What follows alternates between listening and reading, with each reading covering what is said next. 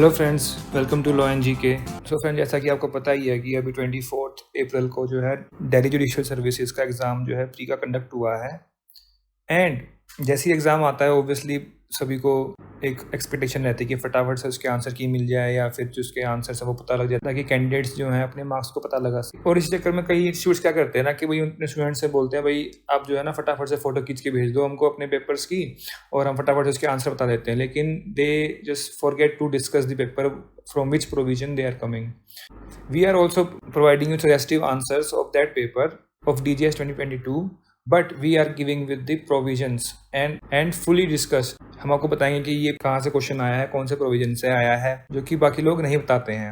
वो सिर्फ यूट्यूब पर अपने व्यूज़ बढ़ाने के चक्कर में जो है सिर्फ आंसर बता देते हैं और बस हो गया। और कई लोग तो सिर्फ बोल देते हैं भाई हाँ हम तो एनालिसिस कर रहे हैं पेपर का कि इतनी ये मुश्किल आया था, ये आया था, ऐसे आया था। That is only a total waste of time. तो कोई भी जब आप कोई काम कर रहे हैं तो उसे जल्दबाजी में नहीं करना चाहिए। बिकॉज जल्दबाजी का काम किसका होता है, that you know very well. So friends, अगर आप ये वीडियो देख रहे हैं तो इसके एंड में एनालिसिस को जरूर देखिएगा। बिकॉज कभी कभी हम ना जल्दबाजी के चक्कर में एनालिसिस को मिस कर देते हैं, पता नहीं होता कि हमें भाई पेपर जो है किस टाइप का आया है और कैसे कैसे क्वेश्चन आए हैं। इसमें आई वुड से कि 10% जो है पेपर जो है मतलब अराउंड 20 क्वेश्चन के अराउंड जो है इसमें रिपीट क्वेश्चंस थे, ज़्यादा नहीं रहते हैं ऑब्वियसली डीजीएस के पेपर में। अगर ये रहता है उत्तराखंड का पेपर तो अराउंड 60% रिपीट क्वेश्चन हो जाते हैं उसमें, जो कि अभी लास्ट टाइम मैंने बताया अपनी उत्तराखंड वाली वीडियोज़ में जो रिसेंट पेपर हुआ है 2022 में, उसमें 60% के अराउंड जो रिपीट क्वेश्चन थे।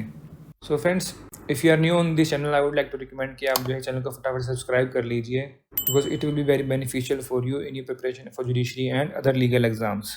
चलिए फ्रेंड्स, चलते हैं एग्जाम पेपर की और दिखाते हैं आपको कैसा एग्जाम पेपर आया था और कैसे क्वेश्चन आए थे।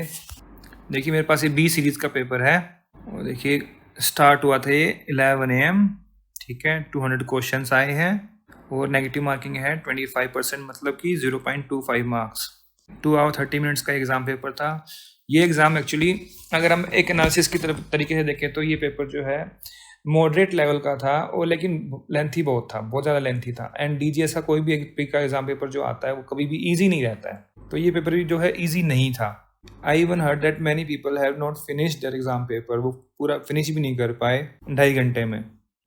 देखिए यहाँ पर आपको जो है रोल नंबर लिखने हैं अपने 1 2 3 4, यहाँ एप्लीकेशन नंबर, यहाँ फिर आपने नाम लिख दिया लॉ एंड जी के, यहाँ सिग्नेचर कर दिए। ऑलराइट, चलिए चलते हैं क्वेश्चंस पर। देखिए फर्स्ट क्वेश्चन जो है, a plaintiff files a suit for specific performance of a contract which involve performance of a continuous duty which the court can not supervise. Will the court grant specific performance of such contract? No, it cannot grant because it is prohibited under section 14 where specific performance of a contract cannot be granted। and ये clause कौन सी है, ये clause है B। और वो आप देख सकते हैं वहाँ पर, इसका आंसर रहेगा 2। Next question number 2, a plaintiff who is not in possession files a suit for declaration of title without seeking possession of the property। would the court grant such declaration? No। why?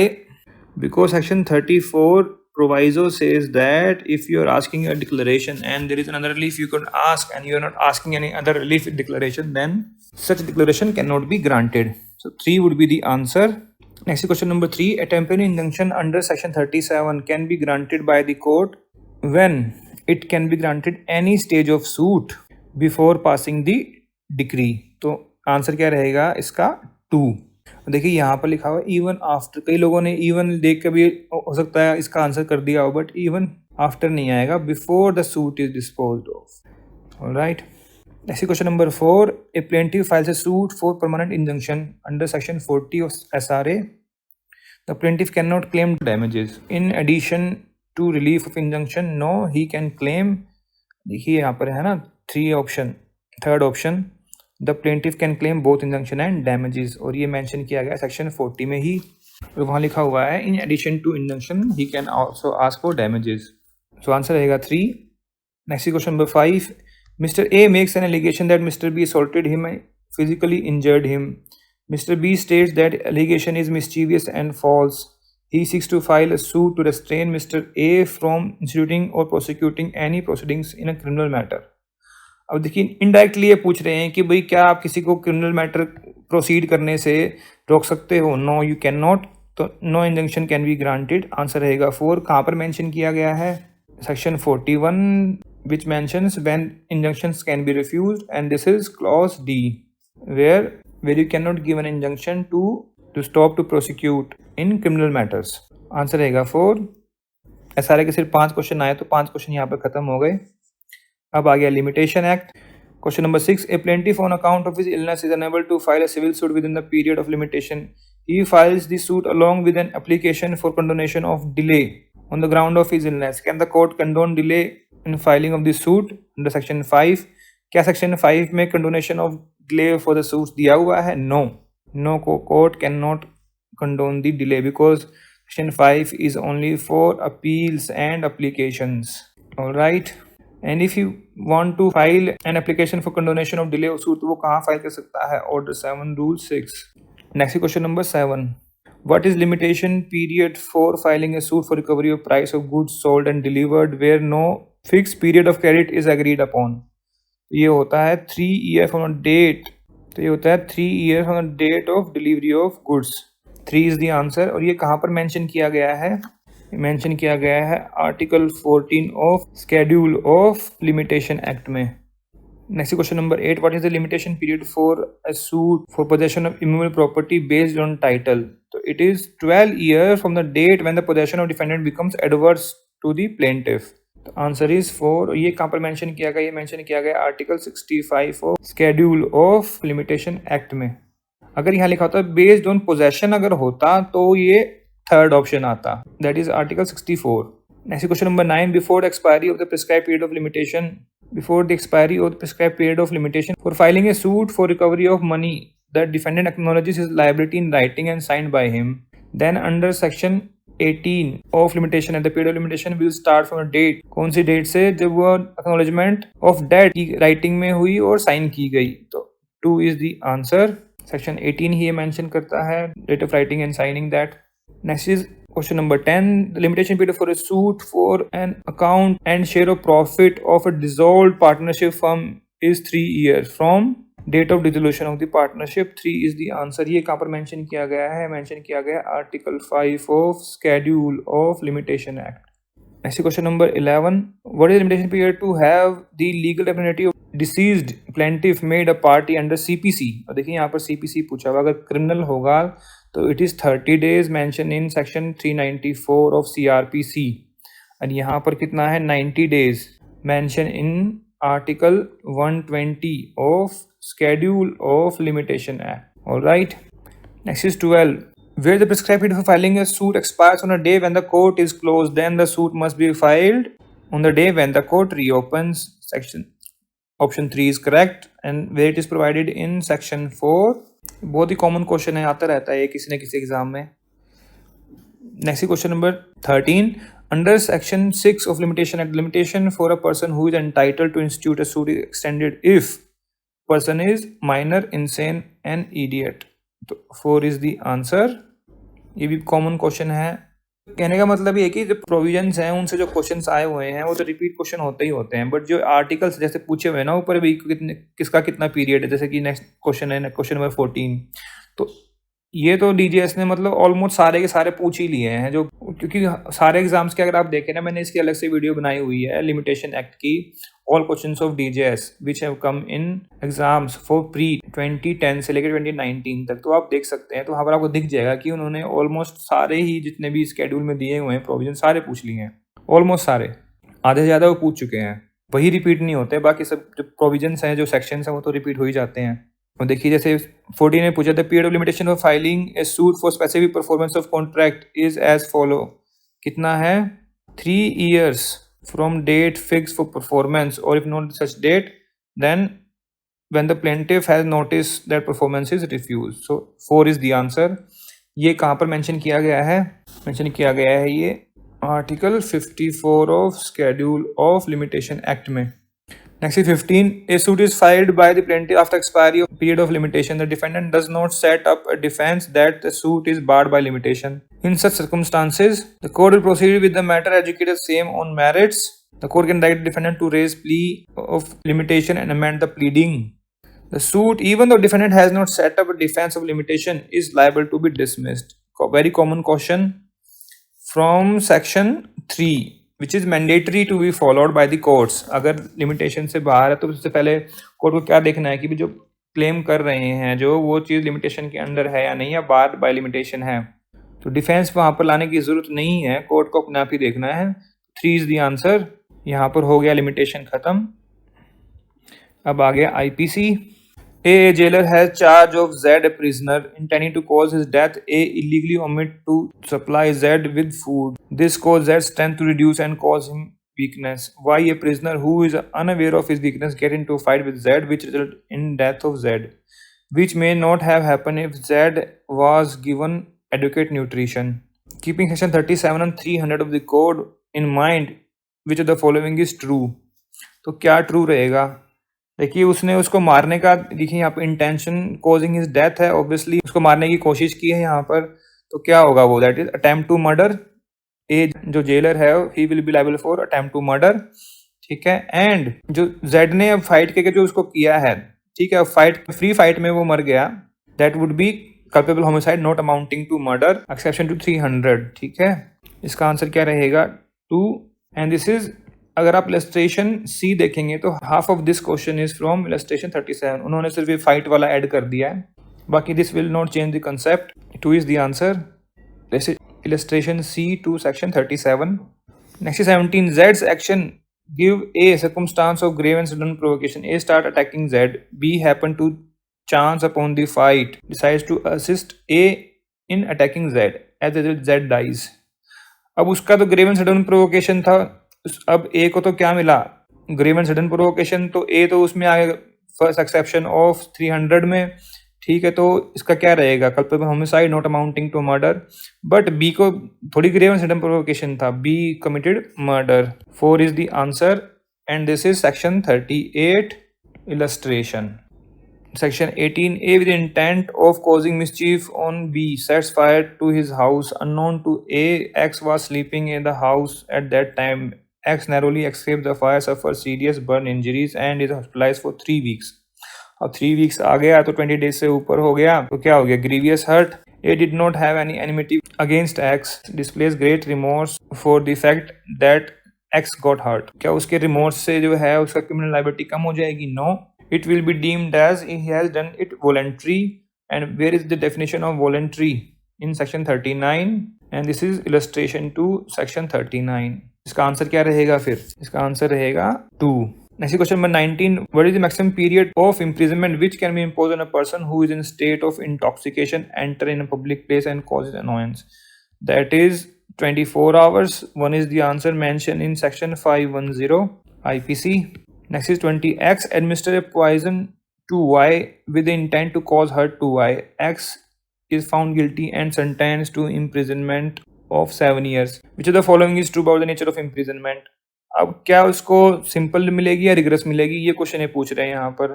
तो it can be of either description. अब जो उसने crime किया है that falls under section 328 grievous hurt with poison, ठीक है। उसे maximum punishment कितनी है? 10 years की। तो इसको दिया 7 साल की इसको पनिशमेंट दी है, 7777 लिखा हुआ इसलिए, ठीक है। अगर आप देखें सेक्शन 60 ऑफ IPC तो वहां पर लिखा हुआ है कि जब जज उसको पनिशमेंट देगा उस टाइम पर वो मेंशन करेगा नेचर ऑफ इम्प्रिजनमेंट। तो 3 would be the answer. Next question number 21. X is caught by police counterfeiting Indian coin. Since it was his first offense in view of the fact that a very small number of coins were recovered. Section convicted X for offense under section 232 IPC and sentenced him to only for a period of 6 months. 4 years after his release, मतलब 4 साल बाद उसके, मान लीजिए उसने अगर ये crime किया 2010 में, 6 महीने सजा दे दी उसको, फिर उसके 4 साल बाद मान लो ये हो गया जुलाई में वो रिलीज हो गया, और जुलाई 2014, ठीक है, तब उसने क्या किया? 420 कर दी किसी के साथ। अब for the purpose of sentencing x the following is true. X can be sentence for maximum, लिखा हो maximum punishment in 420 is 7 years। ये तो ठीक बात है, बट क्या ये जो प्रपोजिशन है वो ठीक है? X must be sentence for minimum of 7 years extendable up to life imprisonment, या फिर 10, या फिर can be up to life imprisonment. This can be up to life imprisonment. 4 is the answer. अब आप सोचेंगे कैसे? सेक्शन 75 अगर देखें आप IPC का, वो ये कहता है कि जहाँ पर चैप्टर 12 में कोई क्राइम हुआ है या फिर चैप्टर 17 में कोई क्राइम हुआ है जो कि 12 है crime related two coins and stamps and this is against property, ठीक है। तो उसमें अगर क्राइम हुआ है और आप जो दोबारा से क्राइम किया है, और देखिए ना यहाँ पर इसने पहले क्राइम किया था कॉइन वाला, अगर कॉइन वाला नहीं होता ना तो ये बच जाता है, इसको कम पनिशमेंट मिलती, ठीक है। लेकिन ये कॉइन वाला इसने पहले किया था और अभी इसने जो है प्रॉपर्टी वाला कर दिया, तो ये फॉल कर गया अंडर सेक्शन 75, और वो वहां पर लिखा हुआ है 75 में कि उसको जो है लाइफ इम्प्रिजनमेंट हो सकती है अगर वो पहले भी किसी ऐसे क्राइम में कन्विक्ट हुआ है, ठीक है। तो 4 is the answer. Next is 22। देखिए क्या कह रहे हैं 22 में, Z involuntary intoxicated and left at A's house by unknown criminals, मतलब क्रिमिनल्स ने जेड को इंटॉक्सिकेट कर दिया और ए के घर पे छोड़ दिया। Z enters A's house in intoxicated state and attempt to rape A during the attempt of Z to rape her hits Z with a heavy object causing his death. Which of the following is true? अभी A ने क्या किया, A ने तो अपना RPD right to private defence exercise किया है, ठीक है। सेक्शन 98 ऑफ IPC कहता है it can B exercised against unsound intoxicated person, और वहां पर ये नहीं लिखा कि वॉलंटरी हो या फिर इनवॉलंटरी हो, राइट टू प्राइवेट डिफेंस तो रहेगा, ठीक है। तो 3 is the answer respective of Z state of intoxication, A only exercise right of private defence. अब उसने तो अपने आप को बचाने की कोशिश की है, उससे क्या मतलब है कि वो जो इंटॉक्सिकेटेड है तो कोई भी क्राइम कर देगा। Next 23, A offers B money to murder C, B does not murder C but instead decides to steal imported car and is apprehended by police. During his investigation, B reveals his conversation with A to the police. Since B did not even attempt to murder C, which of the following is true? अब देखिए abetment is an abetment is a crime, ठीक है। तो उसने जब abetment कर दी then at that time वो जो है गिल्टी हो गया किस चीज के लिए, मर्डर के लिए। A is guilty of abating B to commit murder, so 3 is the answer. अब जो है कुछ लोग आर्ग्यू करेंगे कि वो थेफ्ट के लिए कैसे नहीं है, वो तो आंसर होना चाहिए 4, कोई बोलेगा आंसर होना चाहिए 2, वो कैसे नहीं है। देखिए सेक्शन 111 इलस्ट्रेशन बी देखिए, ठीक है। एंड सेक्शन 111 का प्रोवाइजो देखिए एक बारी, वो कहता है कि जो काम उसने किया है act done is different from the act abetted, ठीक है। वो उसके लिए तभी लायबल होगा जब वो की प्रोबेबल कॉन्सिक्वेंस होगा। तो इस क्वेश्चन के अकॉर्डिंग क्या थेफ्ट एक प्रोबेबल कॉन्सिक्वेंस है उसके अबेटमेंट का? No, it is not. So he will be only liable for abetting B to commit murder. 3 is the answer. Next 24. What is the maximum duration of sentence of imprisonment that can be imposed on person found to have committed the offense of affray? It is only 1 month. So 1 is the answer mentioned in section 160. Definition कहाँ पर है? 159 में।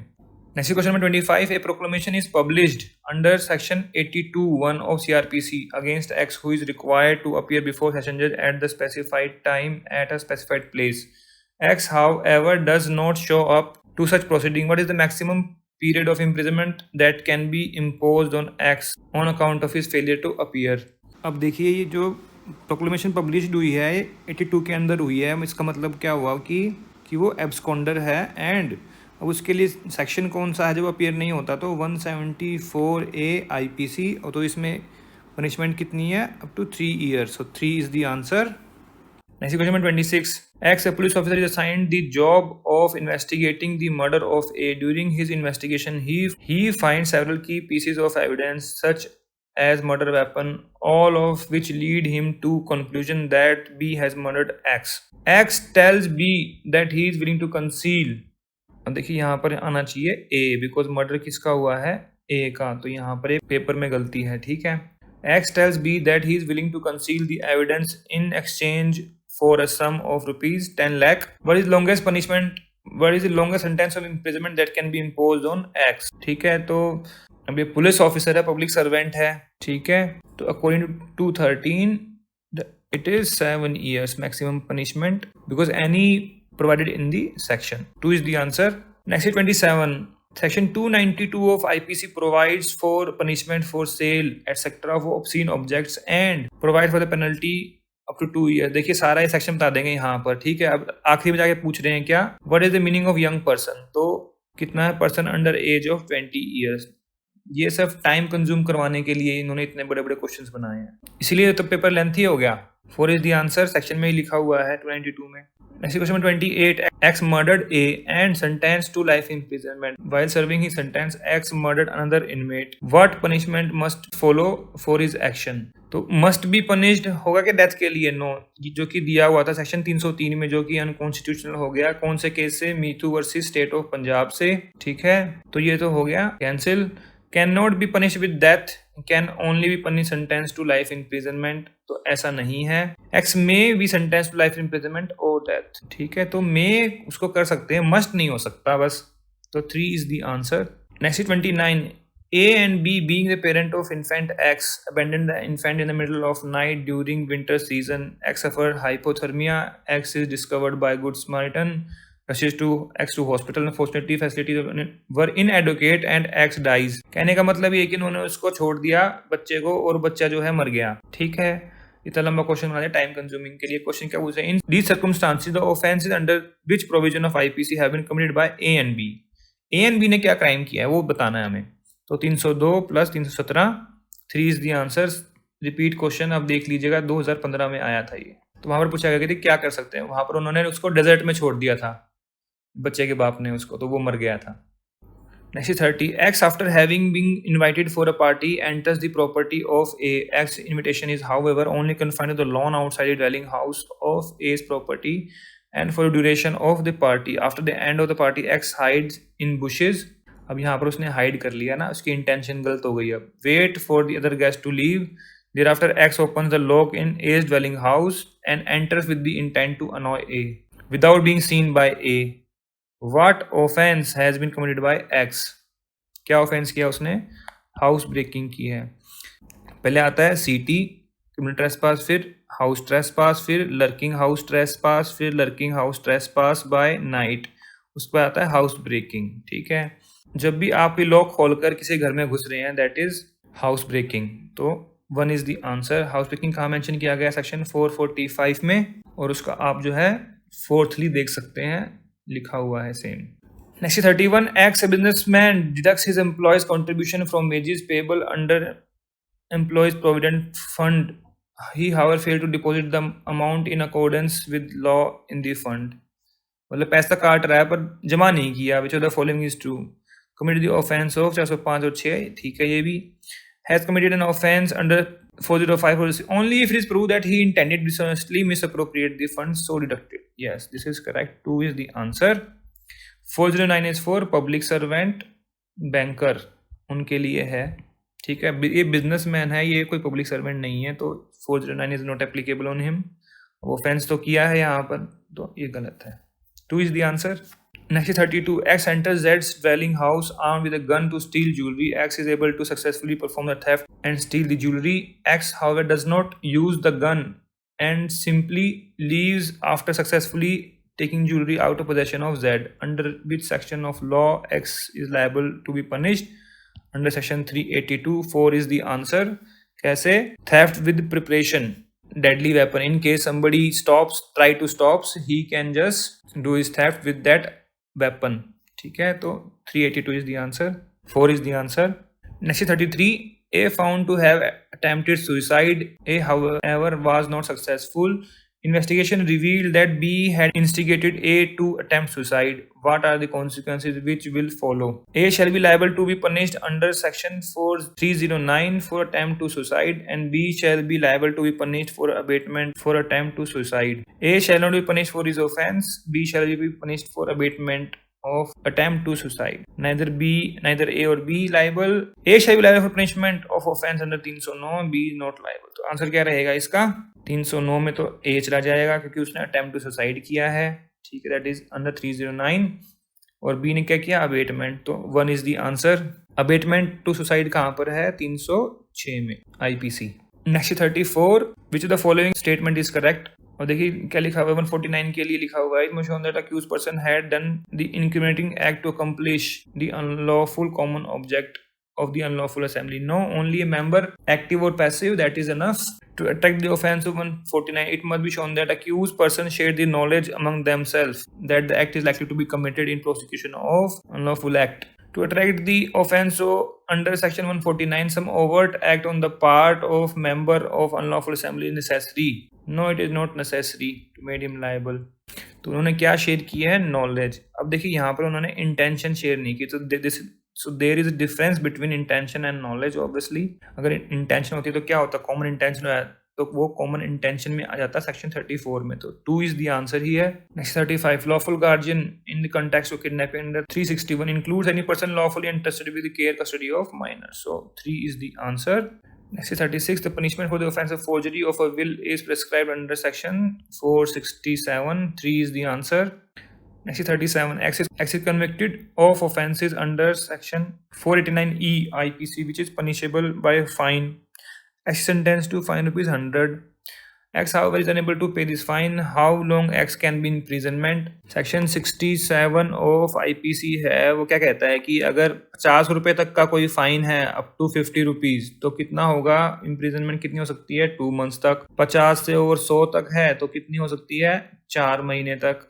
और 100 से अगर ऊपर है तो कितनी हो जाएगी? 6 महीने। तो यहाँ पर देखिए 100 रुपये फाइन है तो कितना होगा? अप टू 100 रुपीज़, तो 4 months. So 3 is the answer. Next 38X, the president of hospital refuses to treat A who has been brought to his hospital while suffering from grievous hurt after a fight. A had some personal enmity against A.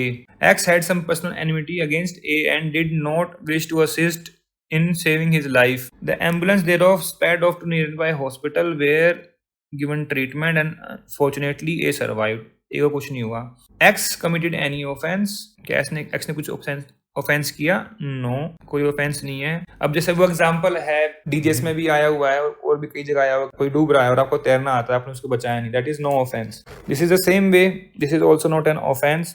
And moreover, अब ये लोग सोच रहे होंगे कि ये 166B में क्यों नहीं है, क्योंकि 166B का क्राइम हो गया जब वहां पर उसने उसको ट्रीटमेंट देने से मना कर दिया। No, Y? बिकॉज 166B कहता है कि अगर आपने जो है 377, अगर आपने 357C में जो है विक्टिम का ट्रीटमेंट नहीं किया, कौन से वाले? जो कि सेक्सुअल ऑफेंसेस वाले विक्टिम हैं, मतलब लेडीज जो हैं सेक्सुअल ऑफेंसेस वाले केसेस में, उनके लिए वहां पर पनिशमेंट है 166B में। तो ये जिसने किया है, जो ये तो ग्रीवियस हर्ट का केस है, ठीक है, तो वो सेक्शन उसमें फॉल नहीं करता। तो X has not committed any offence. अब आप सोच रहे होंगे कि 4 भी तो इसका ऑप्शन हो सकता था, लेकिन यहाँ पर लिखा हुआ है he can never prosecuted for refusing to treat a patient. अब पेशेंट अगर वो 357 वाला हो, मतलब सेक्सुअल ऑफेंसेस वाला, तो उसको कर देगा तो वो लायबल होगा 166B में, ठीक है, तो इसलिए ये ऑप्शन भी रॉन्ग है। Next is 39, the minimum punishment for which the following offences is life imprisonment. कौन सी है? Kidnapping for ransom, 1 is the answer, क्योंकि इसमें लिखा हुआ है डेथ या फिर लाइफ इम्प्रिजनमेंट, और इसमें लिखा हुआ है 10 ईयर्स या फिर लाइफ इम्प्रिजनमेंट। और ट्रैफिकिंग ऑफ पर्सन में 10 ईयर्स है, हैबिचुअल डीलिंग में 10 ईयर्स है। सेक्शन कौन कौन से हैं? ये सेक्शन कौन कौन से हैं? किडनैपिंग फॉर रैंसम कितने में है? 364A में। Kidnapping in order to murder है 364 में, ये है 370 ट्रैफिकिंग। फिर habitual of dealing with slaves है 371। Next is 40, A and B were married in 2013, ठीक है, they had one child. After living together a few years, in January 2019, they decided to separate. No formal proceedings were initiated in a court. A and B decided to live apart with mutual consent. ठीक है, इन year 2022 birthday आया बच्चे का, celebration पे चले गए, ठीक है, और बी ने वहां पर पी ली, ए ने भी पी ली, बी ने भी पी ली, consuming alcohol. B has sexual intercourse with his wife A without her consent. देखिए यहाँ पर लिख दिया गया है without her consent. It is important to remember that both B and A had consumed alcohol, and B has B committed any offense keeping in mind the provision relating to sexual offense. अब उसने क्या किया है? He has done offense of rape. B has committed an offense under IPC. और देखिए यहाँ पर लिखा हुआ है not committed, not committed, not committed, तो commit तो किया ही है उसने, because आपका सेक्शन 376B जो है वो ये कहता है कि any sexual intercourse with his wife who is living in separation, ठीक है। अब सेपरेशन कैसा? उसमें लिखा हुआ है अंडर डिक्री ऑफ कोर्ट और अदरवाइज, ठीक है, अंडर ऑर्डर ऑफ कोर्ट और अदरवाइज। अदरवाइज भी मर्जी से रह रहे हैं, अपने लिए म्यूचुअल कंसेंट से अलग रह रहे हैं, तो it will fall under that. और देखिए यहाँ लिख भी दिया विदाउट हर कंसेंट, उसकी कंसेंट भी नहीं है यहाँ पर, तो उसने क्या किया है? क्राइम किया है। 1 is the answer. Next is 41, which of the following is correct? Correct पूछा है यहाँ पर। Provision contain in code regulate, और देखिए यहाँ से स्टार्ट हो गई CRPC, IPC हो गया खत्म। पूछा क्वेश्चन में 41 में which of the following statement is correct? तो provision content in the code regulate the investigation inquiry trial only in relation to IPC, no. इसमें अदर लॉज भी आ जाते हैं, ठीक है। Regular investigation and special offences, yes, only special offenses, no. Provision can regulate the inquiry trial relation to under laws other than IPC subject to the provision such enactments, ठीक है, तो no.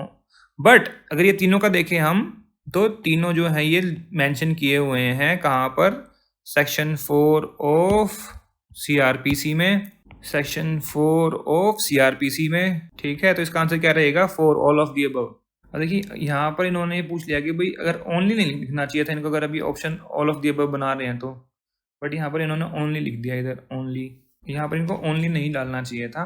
तो इसमें आईपीसी भी आता है, special laws भी आते हैं और अदर लॉज भी आते हैं। तो सबको गवर्न जो है सीआरपीसी करता है प्रोसीजर के मामले में, क्रिमिनल एक्ट्स के मामले में, क्रिमिनल एक्ट्स के प्रोसीजर के मामले में। तो all of the above would be the answer. Section 42, a metropolitan magistrate is subordinate to chief metropolitan magistrate of a metropolitan area, but additional chief metropolitan magistrate appointed in the same area may not be subject to such subordination, though both are subject to general control of the session judge of the same session division. The above statement is correct, correct तो है, लेकिन next में लिखा हुआ है correct but subject to the order that may be passed by the high court defining the extent of subordination, ठीक है, if any of ACMM। तो आंसर वुड बी 2। कहां पर मेंशन किया गया है, ये मेंशन किया गया है सेक्शन 19 के सबसेक्शन 1 में, 1 एंड सबसेक्शन 2 में। Alright. Section 43, when after hearing the evidence of prosecution the accused in a trial on charge for 5 offences, each punishable with imprisonment that may extend to 3 years, the additional chief metropolitan magistrate of the opinion that accused is guilty, he may pass judgment of conviction, sentence him to term imprisonment of each count, direct him into run consecutively, but such that aggregate punishment does not exceed 14 years of imprisonment, ठीक है। Next का लिखा conviction submit the case to court of session, no, ये provision नहीं दिया हुआ, ये provision दिया हुआ है, तो this is correct. So 1 is the answer. ये कहाँ पर लिखा हुआ है, ये लिखा हुआ है सेक्शन 31 के सब सेक्शन 2 में। अब देखिए जो ये ACMM है तो CMM की पावर है तो 7 साल की तक की पनिशमेंट दे सकते हैं, ठीक है। तो वो डबल या फिर 14 ईयर से ऊपर नहीं होना चाहिए, और 5 ऑफेंसेस हैं और 3 ईयर वाले, तो कितना हो गया, तो 14 ईयर्स तक की he can give punishment. Section 44, it is lawful to use reasonable force necessary to compel a person arrested on a charge committing an offence to facilitate lab technician of a private clinic or of a registered medical practitioner to gather sample of his sweat when there are reasonable ground for believing that examination of the same will afford an evidence to commission of an offence। ये कहाँ पर mention किया गया है, ये बात कर रहे हैं सेक्शन 53 ऑफ CRPC की, जहाँ पर की अक्यूज का मेडिकल एग्जामिनेशन करवा रहे हैं। अब क्या लिखा हुआ है, provided that it is done at the request of police officer, yes, not below rank of SI, ये ठीक है, in good faith and in the aid and direction, ठीक है। गुड फेथ जहाँ आ गई तो वो करेक्ट है। Provided it can be done as in option 1 above in case the offence alleged to have been committed is rape or attempt only in absence of medical practitioner employed in hospital run by the government or local authority within the radius of 16 km where the offence is stated to have been committed। This is also correct। ये कहाँ पर mention है, 53A में, alright, तो both are correct, so 3 is the answer।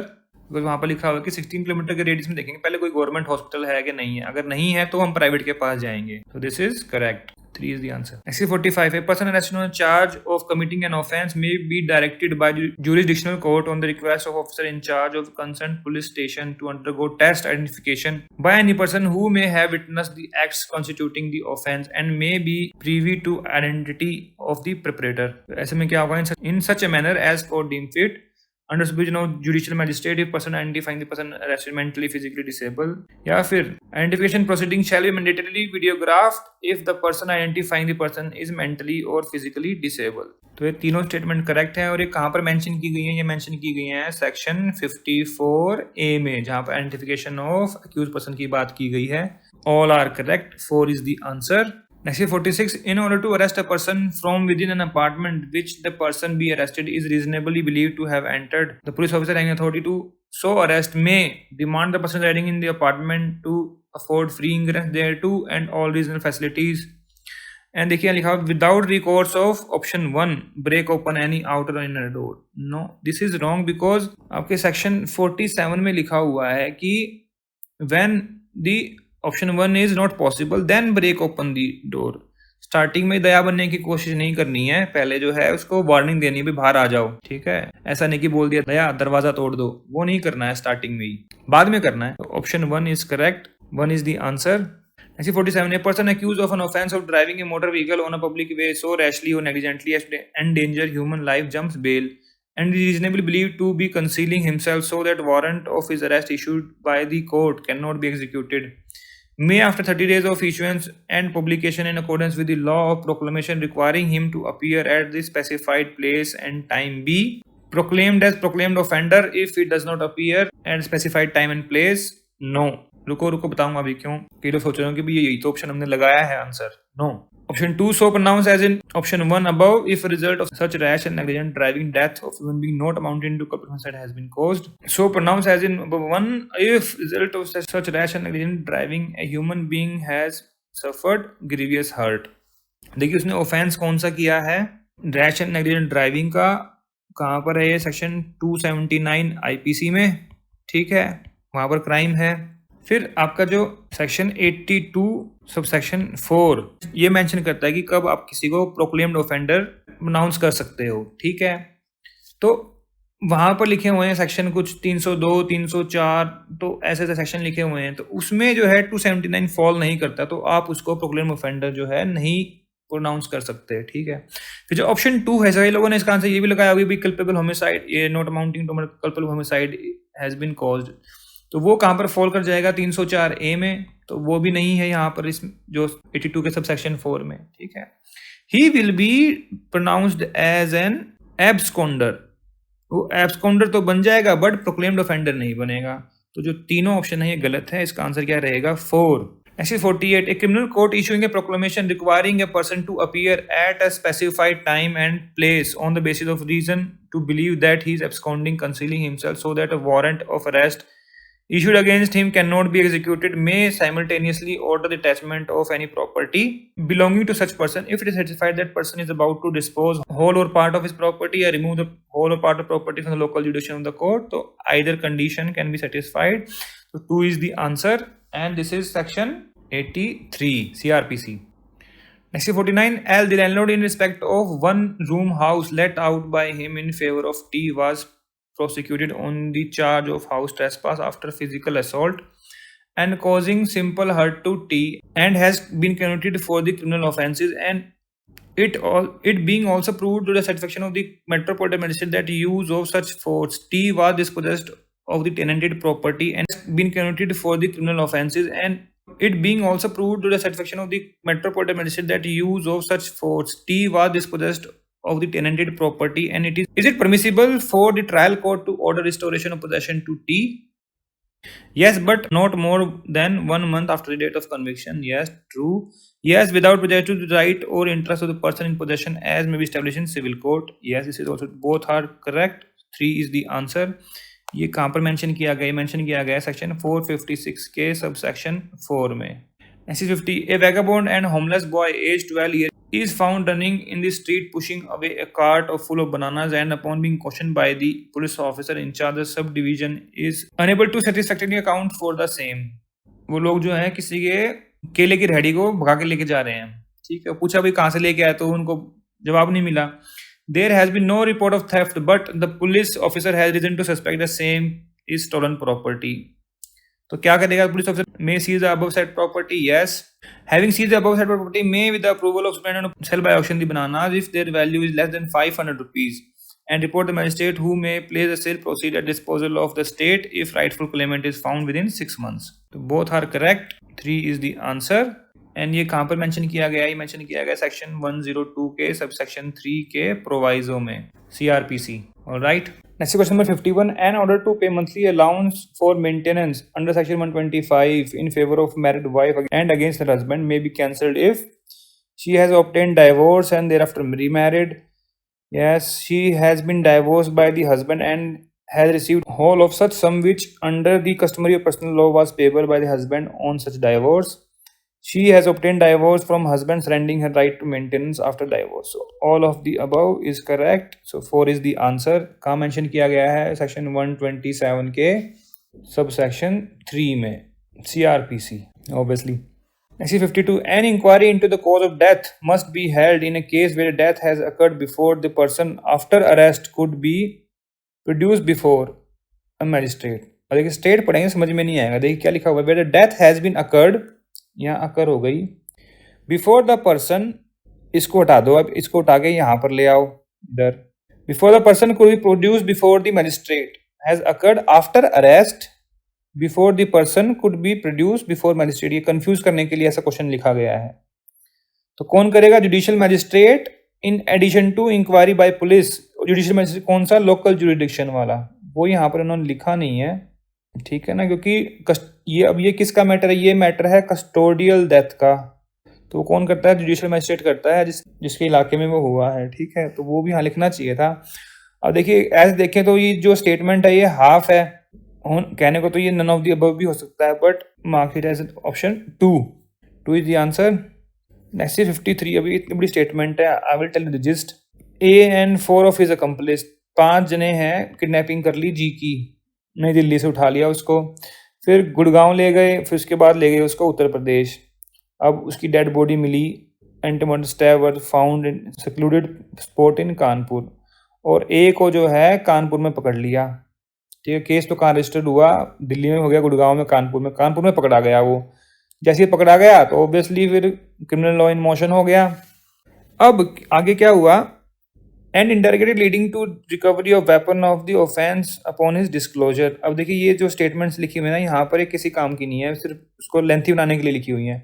The evidence share police in each state with counter part 2 states. अब देखिए क्या लिखा, अभी यहाँ से देखिए यहाँ पर लिखा हुआ question. Report investigation on such basis under 173 of the code filed by the police seeking trial of A on charge of the offence kidnapping for ransom and murder in Kanpur, Gurgaon और नई दिल्ली. तो अब कौन सी कोर्ट उसको ट्राई करेगी, ये question है. तो कौन सी करेगी, उसको डिसाइड कौन करेगा? The high court of judicature at Allahabad shall decide as to court at which place inquiry into or try the offences. 1 is the answer. And ये कहाँ पर मेंशन किया गया है? ये मेंशन किया गया है सेक्शन 186 ऑफ CRPC में, जहाँ पर ये लिखा गया है कि भाई अगर बहुत सारी जुडिक्शन है और अलग अलग हाई कोर्ट्स के अंडर आती हैं वो जुडिक्शन, तो जहाँ पर फर्स्ट कमेंसमेंट हुई है क्राइम की, जहाँ पर पकड़ा गया ऑब्वियसली, तो वहाँ पर क्रिमिनल लॉ इन मोशन आ गया वहाँ पर. तो that high court will decide the jurisdiction, भी कौन ट्राई करेगा. तो क्या बोलते हैं? प्रिंसिपल ऑफ फर्स्ट कमेंसमेंट या first commencement rule. Next is 54. A complaint is preferred by an executive magistrate alleging that A working on an oath commissioner summoned as a witness to produce the record of affidavit attested by him in an inquiry into dispute of possession of immovable property intentionally failed to appear or produce the record. जो oath commissioner है वो intentionally नहीं आया. A is summoned as accused and after trial held guilty. A at stage of appeal. अब appeal में है ये, तो क्या अपील में जो है कंपाउंड हो सकता है ये ऑफेंस? अब आपको पता होना चाहिए ये ऑफेंस कौन सा है. सबसे पहले तो ये बताइए कि ऑफेंस कौन सा है. तो इसने ऑफेंस किया है अंडर सेक्शन 175 IPC. जब बुलाया गया रोड वो गया नहीं, ठीक है. जो ये summon as accused and after trial held guilty, मतलब ट्रायल इज कंक्लूडेड, ट्रायल जो है वो कंक्लूड हो चुकी है. ऑलराइट, तो अब इसका आंसर क्या रहेगा फिर?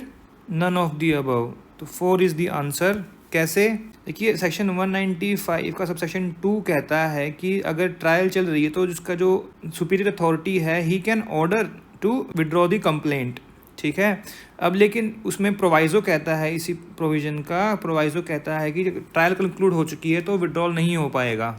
सो answer is 4.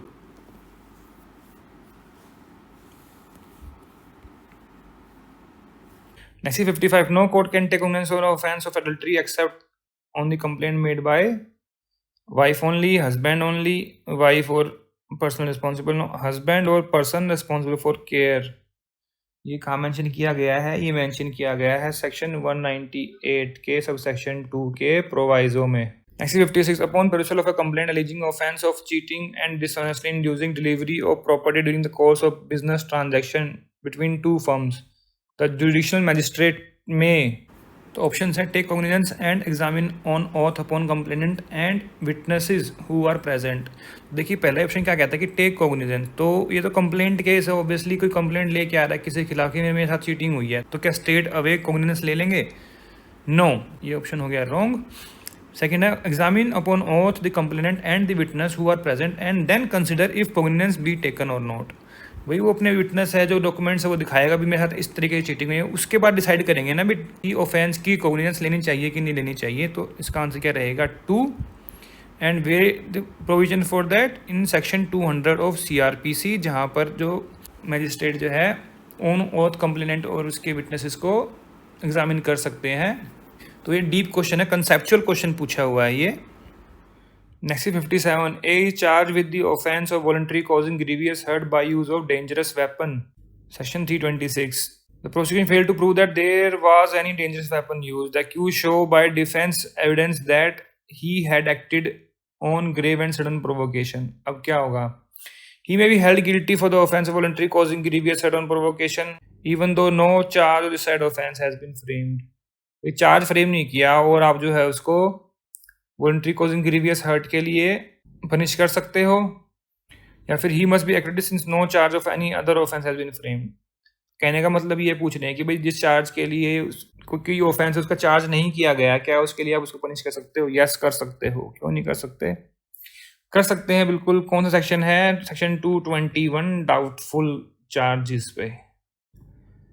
Next is 58. During a trial of case involving accusation of medical negligence having resulted in a death of a human being after having recorded the evidence of the complainant and some other witnesses, the criminal court is of the view that the offence should have been tried in accordance with the procedure of trial of warrant case. अब देखिए warrant case है तो क्या होगा? Trial start होगी तो सबसे पहले क्या होंगे? सबसे पहले चार्ज फ्रेम किए जाएंगे, ठीक है। अब may convert into warrant case, continue the recording of exam remaining evidence, या फिर convert the case since the trial has begun can not stopped, या फिर warrant case since lead to case being reheard. देखिए जब warrant case में convert कर देंगे इसको, ठीक है। जब कन्वर्ट करेंगे तो सबसे पहला काम क्या होता है? चार्ज फ्रेम करते हैं, फॉर्मल चार्जेस फ्रेम करने ही पड़ते हैं। ये कहाँ पर फॉर्मल चार्ज कहाँ फ्रेम करते हैं हम? सेक्शन एज पर सेक्शन 240। और कन्वर्ट कहाँ किया गया है? जो ये किया गया है section 259 CRPC। Next 59 under the provision of plea bargaining in the code in a case instituted otherwise than on a police report the mutual satisfactory disposition is a matter exclusively between the complainant on one hand and accused on the other hand. The above statement is क्या correct है? सिर्फ accused और complainant के बीच में? No, incorrect है। देखिए बाकी 3 correct लिखे हुए हैं, तो ये तीनों ऑप्शन गलत हो गए। क्यों? क्योंकि इसमें जो है विक्टिम का होना भी जरूरी है। Since the victim is entitled to be called and participate in the meeting convened for the purpose. 1 is the answer. Provision कहाँ पर दिया गया है? ये सेक्शन 265 के C में। Alright. Next 60 where upon an application of accused for plea bargaining a satisfactory disposition of the case has been worked out in accordance with law, the court must award compensation whether or not agreed upon by the party, cannot award any punishment since that would be against the spirit of amicable settlement। देखिए punishment तो दे सकते हैं, minimum punishment दे सकते हैं इसमें, ठीक है, कि मिनिमम दी हुई है। और मस्ट अवार्ड कंपनसेशन तो है ही है, तो ये ऑप्शन तो हो गया गलत और ये तो रहेगा ठीक। 1 इज द आंसर, क्योंकि वहां पर लिखा हुआ है शेल अवार्ड कंपनसेशन। सेक्शन कौन सा? ये 265E। नेक्स्ट 61 है trial on the charge of attempt to rape at the stage of recording of evidence. The 16-year-old prosecutrix, the accused, insist on being present and be allowed to himself confront her by showing to her some video footage on his mobile phone। और video footage अब कैसी है वो तो बताया नहीं गया, हो सकता है उसकी डरा धमका के वो करे, ठीक है ना भाई। हमें तेरे फैमिली को दिखाते हैं ना मूवीज में कि हमने तेरी फैमिली को किडनैप कर लिया, देख ये तूने कुछ बोला तो इनकी जान चली जाएगी, इस टाइप में कुछ हो तो क्या करेंगे? The request of the accused may be declined though the court must adopt appropriate measure to ensure that there is no direct confrontation between the accused and prosecutors and the right to cross examine is effectively exercised. 3 is the answer. कहां पर mention किया गया है? Section 273 CRPC लिखा हुआ ये सब। Next 62, ये एक बढ़िया क्वेश्चन है, देखिए। Evidence of witness from Kerala, एक केरलाइट है जो कि मलयालम बोलता है। Evidence of witness from Kerala given in Malayalam in the course of trial of criminal case in Delhi taken down in the said language with the help of translator and a member of the staff acquainted with the language. ठीक है। The presiding जज is also from Kerala and knows the language, उसको language आती है, बस इसने देख लिया, ठीक है। He dispenses with the requirement of translation of the deposition in the language of the court to be prepared, ठीक है। तो क्या उसने ठीक किया? द ऑर्डर ऑफ जज is correct, correct, incorrect, incorrect. कौन सा ऑप्शन ठीक है बताना। देखिए correct, as it is he who is to appreciate the evidence, जज है उसको अप्रिशिएट करना है, या it is matter of discretion. Incorrect, since it is mandatory for such translation to be prepared, या फिर since there may be errors made in Malayalam transcript. No, 3 is the answer। कैसे mandatory है, कहाँ provide किया गया है ये सब? 276 क्लॉज सी में लैंग्वेज ऑफ द कोर्ट की बात की गई है यहाँ पर। और जो एविडेंस आप ले रहे हैं वो अक्यूज को ही पता होना चाहिए ना भाई, डिफेंस में वो मेरे अगेंस्ट में क्या आया है, उस ताकि मैं उस पर क्रॉस एग्जामिन कर सकूं, तो वो भी तो होना चाहिए, वो यहाँ पर है नहीं, तो it is mandatory. Next is 63. A is tried for causing grievous hurt to V and convicted. After the completion of trial, V dies as a consequence of injury suffered. The state now wants to prosecute A on charge of culpable homicide. It is not permissible because state ought to have anticipated the consequence of the act while prosecuting on lesser charge. It is not permissible because it would amount to double jeopardy. It is permissible because the consequence of the act committed had not happened at the time A was convicted. It is permissible because prerogative is of state. No, 3 is the answer। भाई उसके consequence जो था उस time पर जब convict किया गया तो उस टाइम पर वो कॉन्सिक्वेंस जो है एनसीयू नहीं हुआ था, बाद में हुआ एनसीयू हुआ है, तो उसको हम जो है ट्राई कर सकते हैं। और ये कहाँ प्रोवाइड किया गया? सेक्शन 300 के सब सेक्शन 3 में, और आप इसका इलस्ट्रेशन भी देख सकते हैं। This is illustration. Next is 64। In a criminal trial an accused may be examined as a witness in his defense but only on his own request in writing। तो पहली स्टेटमेंट ही करेक्ट है, 1 is the answer। orally बोलने पर नहीं करेंगे, 1 is the answer। Provision कौन सा है? Section 315। 665 when during committal proceedings a magistrate after holding an inquiry find that the accused is of unsound mind and consequently incapable of making any defense, तो क्या उसको छोड़ देंगे, एक्विट कर देंगे? No. postpone the further proceeding in a case but may resume it after the person has ceased to be of unsound mind। 2 is the answer। कैसे? और देखिए ये क्वेश्चन थोड़ा मैं बताऊंगा कि ये थोड़ा सा कंफ्यूजिंग क्वेश्चन है। कैसे है? बिकॉज ये नहीं बताया कि at the time of crime accused was unsound और नॉट। अगर वो उस टाइम पर अनसाउंड यहाँ लिखा होता कि unsound eight the time of committing offence, तो ये ऑप्शन 1 में फॉल कर जाता, ठीक है। बट हम यहाँ पर जो है ये पोस्टपोन वाला लेंगे बिकॉज ये बात कर रहे हैं सीआरपीसी की और ट्रायल ऑफ अनसाउंड माइंड की बात कर रहे हैं यहाँ पर, ठीक है। तो पोस्टपोन कर देंगे, जब वो ठीक हो जाएगा उसके बाद वो रिज्यूम हो जाएंगी प्रोसीडिंग्स। तो ये मेंशन कहाँ पर किया गया है? सेक्शन 331 में। Next is 66। If the criminal court after trial having convicted the accused impose sentence of which forms a part, तो it may direct the fine to be applied in payment of compensation to the person who suffered loss on account of the offense and also recommend payment of further compensation from out of fund of victim compensation scheme to make it adequate। देखिए 357 में क्या लिखा हुआ है कि when forms a part, तो क्या करेंगे? फाइन जो है पहले उसकी भरपाई करवाएगा जो उसको नुकसान हुआ है विक्टिम को, ठीक है। अब वो उससे वो पूरा नहीं हुआ रहा, उसको वहां पर लिखा हुआ है कि when it is not adequate, when the fine is not adequate, तो क्या करेंगे? विक्टिम कंपनसेशन में उसको जो है पैसे दिलवाए जाएंगे, ठीक है। तो 4 इज द आंसर। सेक्शन कौन कौन से? 357 प्लस 357 ए, उसका सब सेक्शन 3 देखिएगा आप। और एडिक्वेसी की बात कहाँ पर की गई है? सब सेक्शन 5 में। कई लोग इसमें आंसर 3 भी लगा के आए होंगे, लेकिन देखिए यहाँ पर क्या लिखा हुआ है? Direct payment. तो यहाँ पर डायरेक्ट नहीं कर सकते, भाई पेमेंट दे दो। कोर्ट को भी डायरेक्ट नहीं करेगा कि लीगल सर्विस अथॉरिटी को भी पेमेंट करो, वो रिकमेंड करेंगे, फिर वो देखेंगे भाई यहाँ कितना एडवोकेट है उसके लिए उतना वो अमाउंट देंगे। तो there is difference between direct and recommendation. Next is 67. A criminal court after convicting on a charge of assault proceed to award the punishment to accused 30-year-old man with no previous criminal record refusing to hear the defense on plea for release on probation of good conduct। नहीं सुनी भाई, उसका प्रोरेगेटिव है, उसका discretion है। जहाँ भी discretion की बात आती है ना, देखो डिस्क्रिशन और जो रीजनेबिलिटी है दे आर को एक्सटेंसिव। भाई आप डिस्क्रिशन आप अप्लाई कर रहे हो, वहाँ पर रीजनेबिलिटी होनी चाहिए। अबे नहीं, हाँ जी मेरा मन नहीं कर रहा, मैं नहीं कर रहा, जाओ मेरी मर्जी है। The approach cannot be questioned since the matter of consequences after the conviction is discretion of the trial court। Trial court का डिस्क्रिशन तो है, बट आगे देखते हैं अभी। cannot question since assault is grave offense। assault को grave offense है। assault कहाँ पर दिया हुआ है? assault डेफिनेशन है 351 में एंड जो ये क्राइम किया है जो इसने वो कहाँ फॉल करेगा 352 में। पनिशमेंट कितनी है, सिर्फ 3 महीने की पनिशमेंट है। तो ग्रेव कैसे हुआ? The approach is impermissible since it is incumbent to consider such plea and if not allowed special reason must be recorded. 3 is the answer. जब प्रोविजन दिया हुआ है भाई प्रोबेशन ऑफ ऑफेंडर्स के लिए सेक्शन 360 में ऑफ सीआरपीसी, तो इसका मतलब प्रोविजन दिया हो, इसका मतलब आपको देखना है ना वो चीज भी कि लोग डिस्क्रिप्शन वाला लगा के आए होंगे, बट डिस्क्रिप्शन के साथ हमको रीजनेबिलिटी भी देखनी है। जब वहां पर प्रोविजन है सीआरपीसी में तो आप उसको क्यों नहीं देख रहे हैं फिर? Next 68 when a person already undergoing a sentence of imprisonment is sentenced on a subsequent conviction to imprisonment, such imprisonment shall commence at expiration of the imprisonment to which he was previously sentenced. If the court does not expressly otherwise direct, both sentences shall run concurrently. If the subsequent sentence is of imprisonment for life, that will run first. All of the above are correct.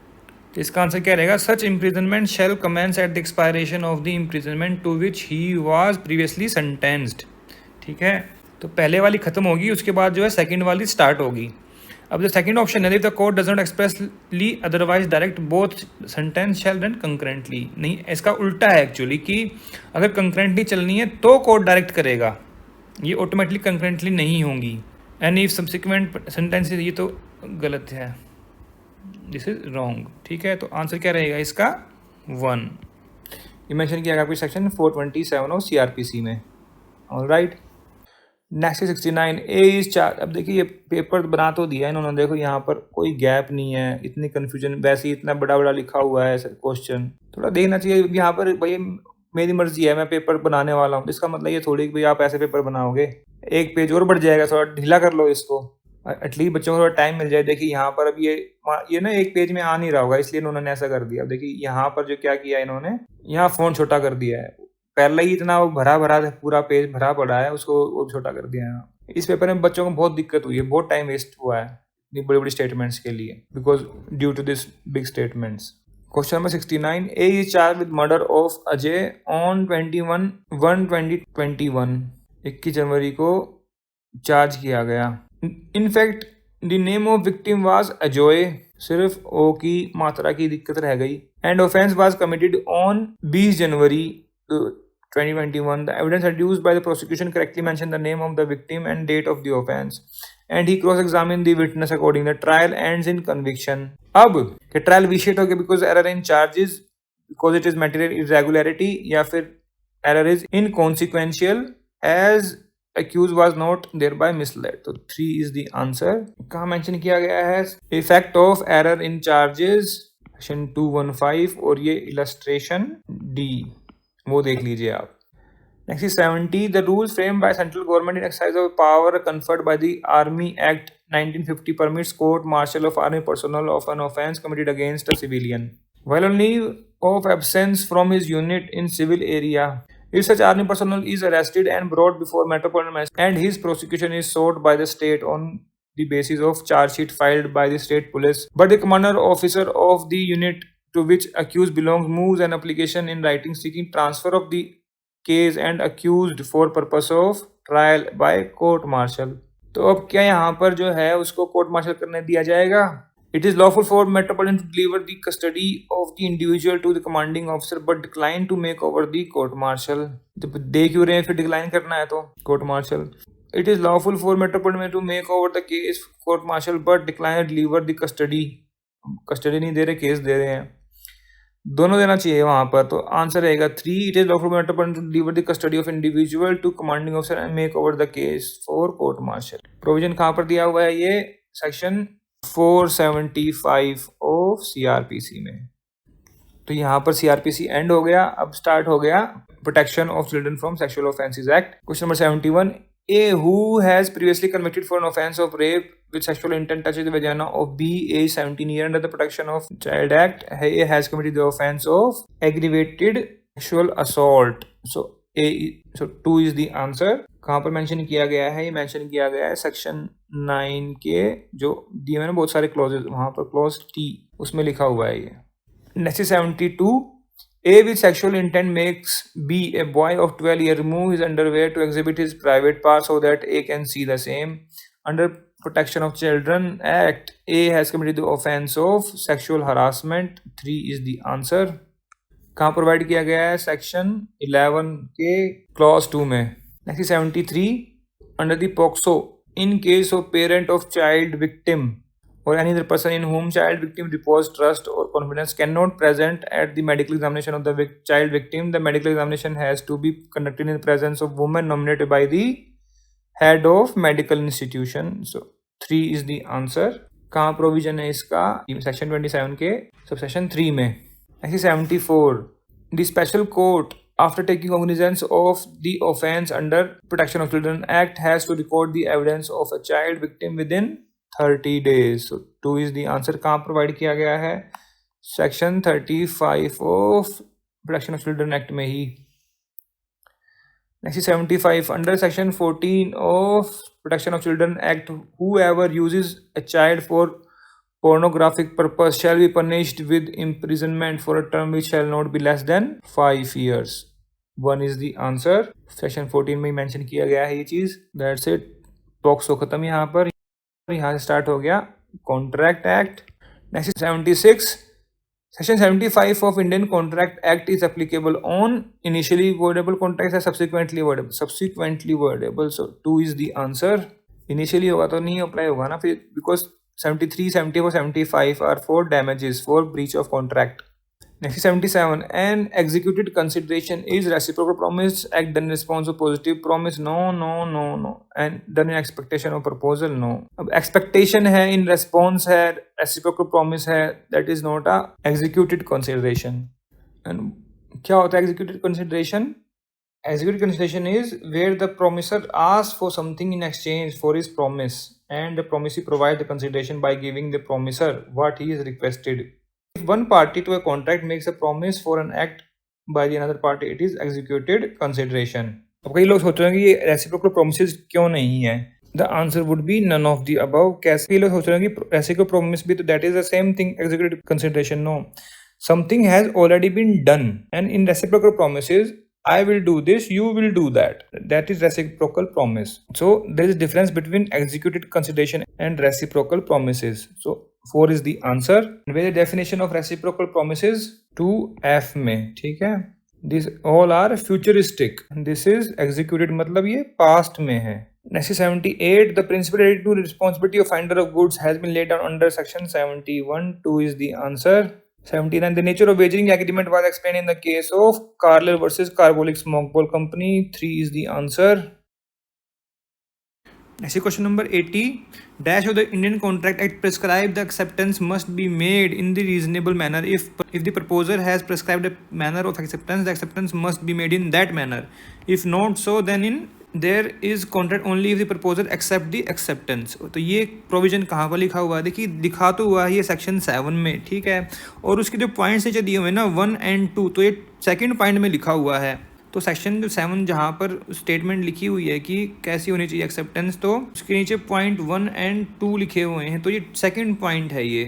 When there is statement written in section, so we cannot consider it as a sub section. So answer would be none of the above, none of these. तो section 7 रहेगा ये। अब जो options में है sub section 2 होने को तो ये भी हो सकता है, but this will be treated as a sub section. तो सब सेक्शन तो उसमें है नहीं। सब सेक्शन होता तो 7 के बाद ही वहाँ पर 1 लिखा होता, उसके बाद फिर 2 लिखा होता। That is not the case in section 7। 81 section 2I describes avoidable contract. Repeat question 2014 का पेपर देख लीजिए, उसमें मिल जाएगा आपको ये क्वेश्चन DGS का ही। Next is 82 where there is duty to speak keeping silences fraud provided in section 17 explanation undue influence in 16 question 15. All right, next is 83 a promise to pay time bar debt is enforceable if some condition are fulfilled. Which one of the condition is not required? It may be signed by the promisor, writing होनी चाहिए, registered होना चाहिए, it must be definite and express, उसकी जरूरत नहीं है definite express होने की। राइटिंग में हो गया, साइन कर दिया प्रोमिसर, रजिस्टर करवा लिया, that is enough. And this is exception 2 section 25। Exception 3 contract हो गया यहाँ पर ख़त्म, फिनिश। अब क्या आ गया? LLP। अब रेजिडेंट इन इंडिया की बात की गई है भाई, कौन डेजिग्नेटेड पार्टनर जो है कब माना जाएगा रेजिडेंट इन इंडिया? व्हेन, ये लिखा हो ना यहाँ पर, stay in India for how many days during one immediately preceding year, तो 182 डेज। 3 is the answer. कहाँ लिखा हुआ है ये? सेक्शन 7 ऑफ LLP एक्ट में, and this is explanation of section 7, जहाँ पर डेफिनेशन बताई गई है रेजिडेंट इन इंडिया की। Actually 85, which one of the following is not a circumstance in which a LLP may be wound up? कौन सा नहीं है? तो इंटरनल डिसीजन LLP का डिसाइड कर लो कि भाई वाउंड अप कर दो, ये तो है। Number of partner reduce to below 2 of 3 consecutive months. No, यहाँ पर दिक्कत है, ये 6 कंसेक्यूटिव मंथ्स अगर आप एक ही पार्टनर है तो जो है आपकी LLP वाउंड अप हो जाएगी। नेक्स्ट क्या है? Upon limited liability partnership being unable to pay its debt, ये तो है, ये भी अगेंस्ट सॉवरेनिटी ऑफ इंडिया, तो वाउंड अप कर देंगे। तो आंसर इज 2। कहाँ मेंशन किया गया है? ये मेंशन किया गया है सेक्शन 64 ऑफ LLP एक्ट में। Next 86, which of the following circumstances is not one where a partner of an LLP will cease to be a partner on dissolution of LLP, तब तो हो ही जाएगा। When is declared unsound mind, तब भी हो जाएगा। इंसॉल्वेंट, तब भी हो जाएगा। When he is convicted for an offence by competent court, court ने कन्विक्ट कर दिया, इसका मतलब ये थोड़ी कि वो पार्टनर नहीं रहा। 4 इज द आंसर। कहाँ मेंशन किया गया है? सेक्शन 24 ऑफ LLP एक्ट में ही। That's it. 3 क्वेश्चन आए LLP के।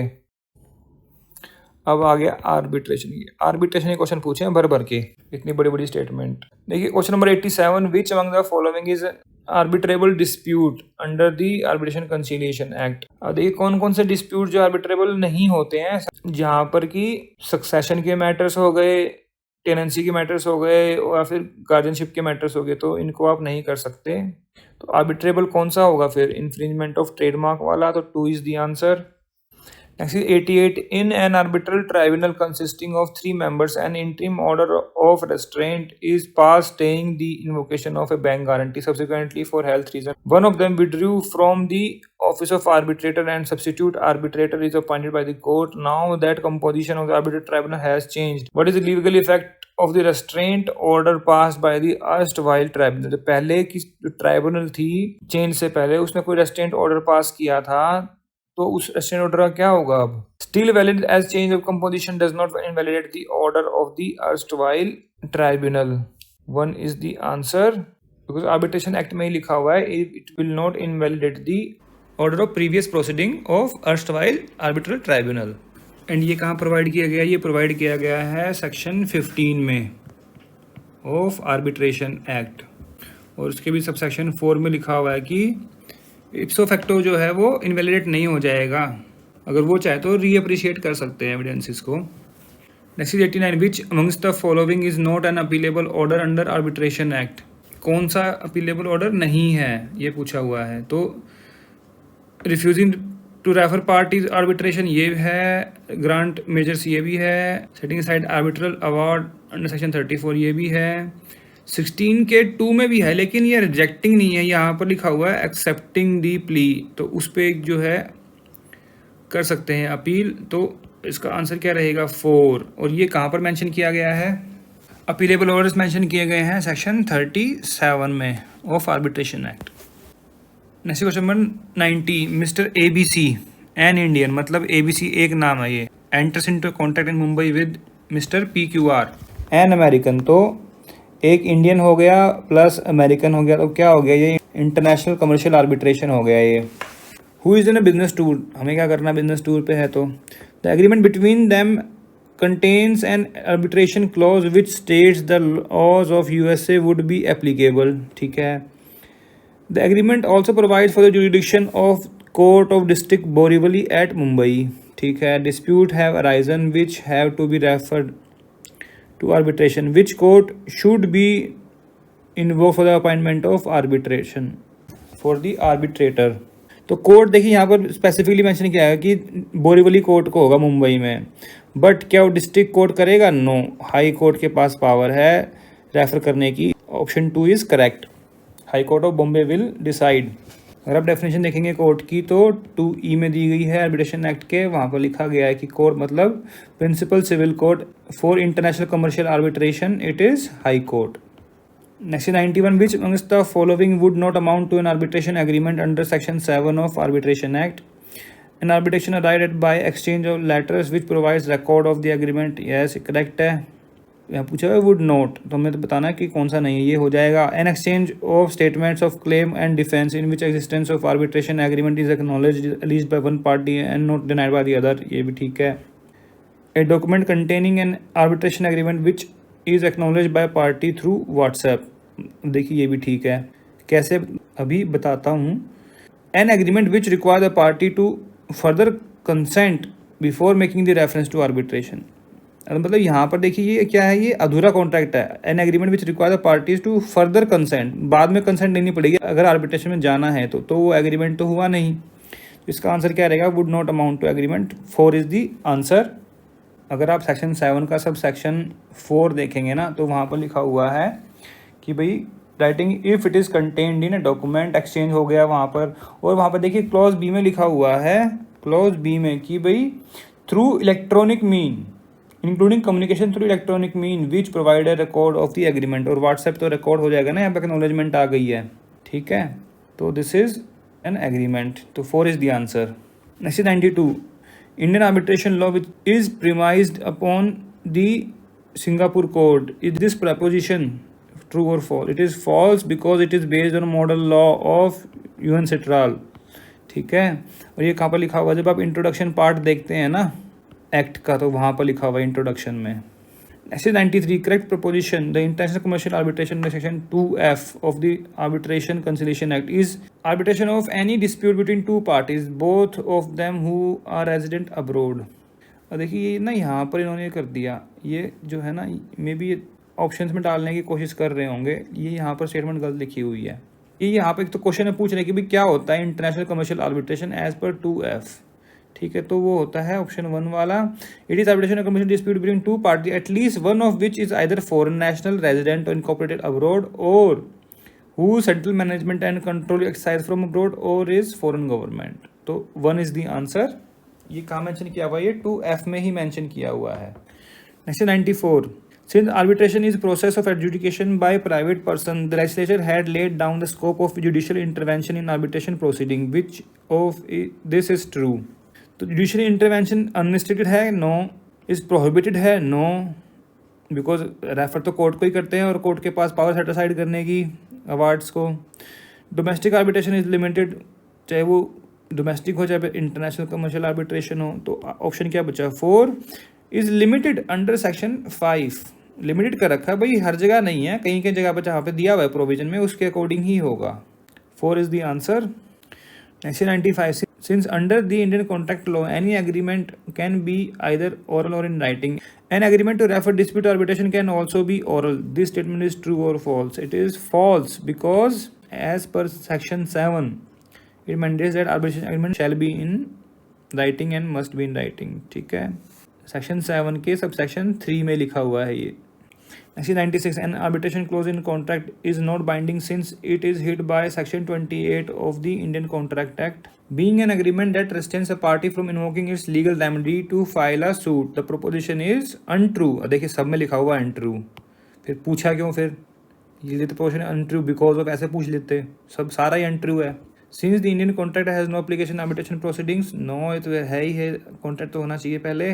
Exception 1 and 228 save the arbitration agreement from being void, या फिर since section 16 an arbitration clause is to be treated as independent agreement. तो ये untrue है because it is 28 के जो exception 1 and 2 है वो arbitration के बारे में बात करते हैं. तो saves arbitration agreement from being void, so 2 is the answer.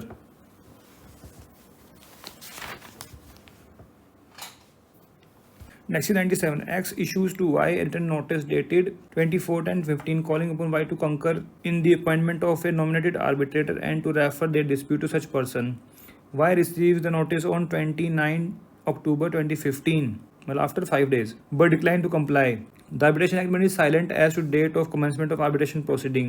Pick the correct statement. So it is deemed to have commenced on 29/10/15 under section 21. So 1 is the answer. 1998. In accordance with their agreement for a 3-member arbitral tribunal, X appoint Mr. A1 as his nominee arbitrator, Y appoints Mr. A2 as his nominee arbitrator, and Mr. A1 and A2 together agree to appoint Mr. A3 as third arbitrator who will act as the presiding arbitrator. Which of these is true? Mr. A1 A2 are meant to protect the interest of X and Y respectively, since that is the whole purpose of having nominee. A1 must protect the interest of Y and A2 must protect the interest of X, since the scheme of arbitration provides mechanism to achieve balance. A3 would have casting vote in education person, since she is the presiding arbitrator. All three arbitrators are expected to act with independence and impartiality, regardless of the party that may have nominated or appointed them. ठीक है, तो 4 is the answer. This is general principle of arbitration. Next 99. Complete this proposition. A dispute between landlord and tenant arising from the tenancy is not amenable to arbitration unless it was let for commercial use. 2 is the answer.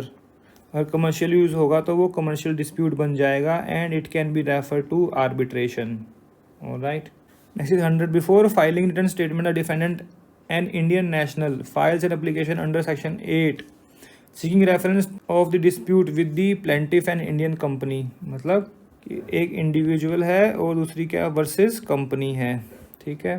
Based on an arbitration clause in their contract that covers the subject matter of civil suit, what could you do as civil जज? Continue with the civil suit. देखिए arbitration clause है and that covers the subject matter of the civil suit, ठीक है ना. तो continue with civil suit since one plaintiff has invoked the remedy of civil suit. Option of arbitration stand extinguished. No, wrong. Refer the matter to arbitration by appointing an arbitrator to adjudicate the disputes between the parties. Refer the matter to arbitration, leaving the parties to appoint an arbitrator by consent or seek appointment of arbitrator by approaching high court. देखिए D यहाँ पर ये गलती से लिखा हुआ है. Return the plaint, leaving the plaintiff to seek appropriate remedies in accordance with law. तो इसका आंसर क्या रहेगा? 3 is the appropriate answer. क्योंकि सेक्शन 89 ऑफ सीपीसी भी तो कहता है कि भाई रेफर कर दीजिए, अगर डिस्प्यूट आर्बिट्रेशन से खत्म हो रहा है तो आर्बिट्रेशन में जा सकता है, तो वहाँ पर भेज सकते हैं. Next 101. X limited terminates its contract with Mr. Y which contain an arbitration clause. Which of the following proposition is wrong पूछा यहाँ पर. Arbitration clause perishes once the contract is terminated. No, it is wrong. So 1 is the answer. Survives even if terminated, may be invoked even after contract is terminated. 16(1)(a) comes into the picture, saves the arbitration clause. So 1 is the answer. Next is 102. अब यहाँ हो गया arbitration finish. यहाँ start होता है commercial courts act. Next question number 102. Which of the following disputes would not fall with in the definition of commercial dispute. अब note पूछा है यहाँ पर, तो कौन सा नहीं होगा. देखिए claim arising out of transaction of export of goods, this is in clause 2 of definition. Definition कहाँ पर है? 2C में. Suit for arrest of a ship, कौन से केसेस होते हैं? ये होते हैं एडमिरलिटी के केसेस, ये मेंशन है क्लॉज 3 में. Claim for unpaid rent in respect of a residential property, ये कौन सा हो गया? टेनेंसी वाला केस हो गया, ठीक है. Suit based on infringement of registered trademark. अब ये क्वेश्चन मार्क क्यों लगाया यहाँ पर समझ में नहीं आया, इतनी गलतियाँ हैं इस पेपर में बहुत ज़्यादा. ये दिया हुआ है क्लॉज 17 में, ठीक है. तो बचा कौन सा? 3. तो 3 is the answer which is not fall under the definition. Next 103. P files a suit in the commercial court which, if filed before the regular civil court, would have been barred by virtue of provision of another statute. Can the commercial court entertain suit? No, they cannot, because if it is barred by law, then the commercial court cannot entertain it. And कहाँ पर mention किया गया? ये mention किया गया है section 11 of commercial courts act में ही. इसी 104. In a suit for recovery of money filed before commercial court, a specified value is determined on the basis of principal amount claim inclusive of interest computed March 31. Amount claim inclusive of interest computed up to date the suit is filed. तो 3 is the answer. कहाँ mention किया गया है? ये section 12 of commercial courts act में, ठीक है. Next है 105. An arbitration commercial arbitration concern a commercial dispute of specified value. In respect of such an arbitration, an application or appeal under the Arbitration Conciliation Act would lie before Commercial Division of High Court. 1 is the answer. नीचे लिखा है ना, you may assume that concerned territory. इसकी पढ़ने की कोई ज़रूरत ही नहीं है, जिसने बैक पढ़ा होगा वो इजली आंसर कर देगा. 1 is the answer. कहाँ मेंशन किया गया है? सेक्शन 10 के सबसेक्शन 1 में. Next 106. Parties enter into a written settlement agreement during the process of pre-institution mediation in a commercial dispute. The settlement agreement is signed by the parties and the mediator. What is the status of the settlement? It is a contract, non-binding memorandum. It is treated as an arbitral award. can be placed before the court as a part of proposed suit? No. Answer is 3 as a arbitral award. कहाँ mention किया गया है? Section 12A के subsection 5 में.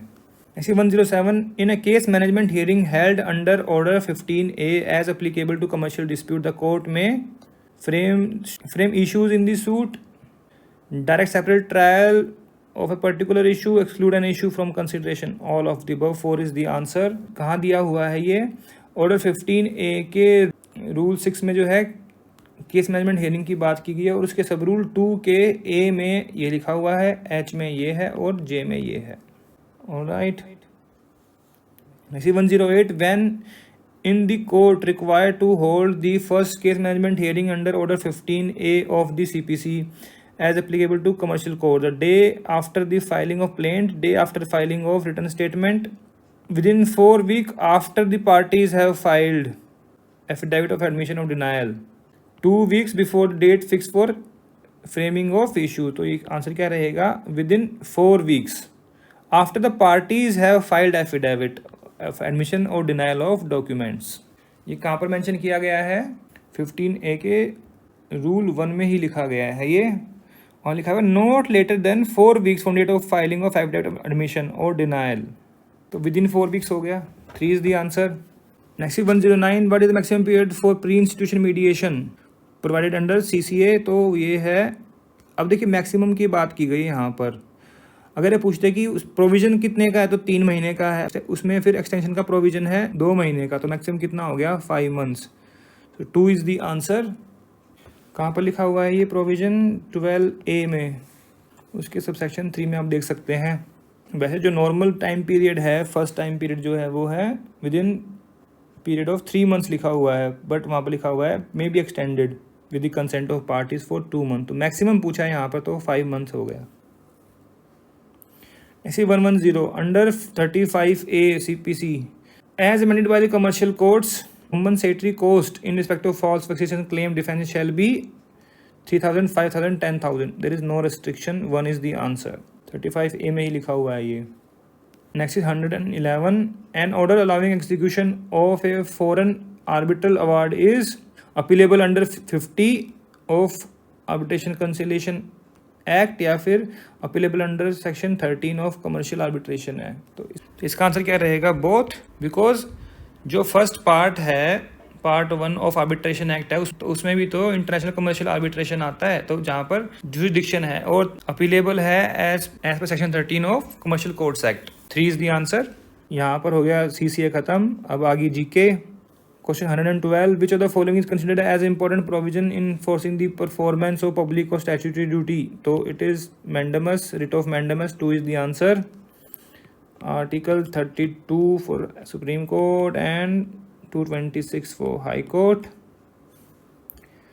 Next, 13, under which procedural rule can a matter of public importance be raised in Lok Sabha? Then it is calling attention procedure. 1 is the answer.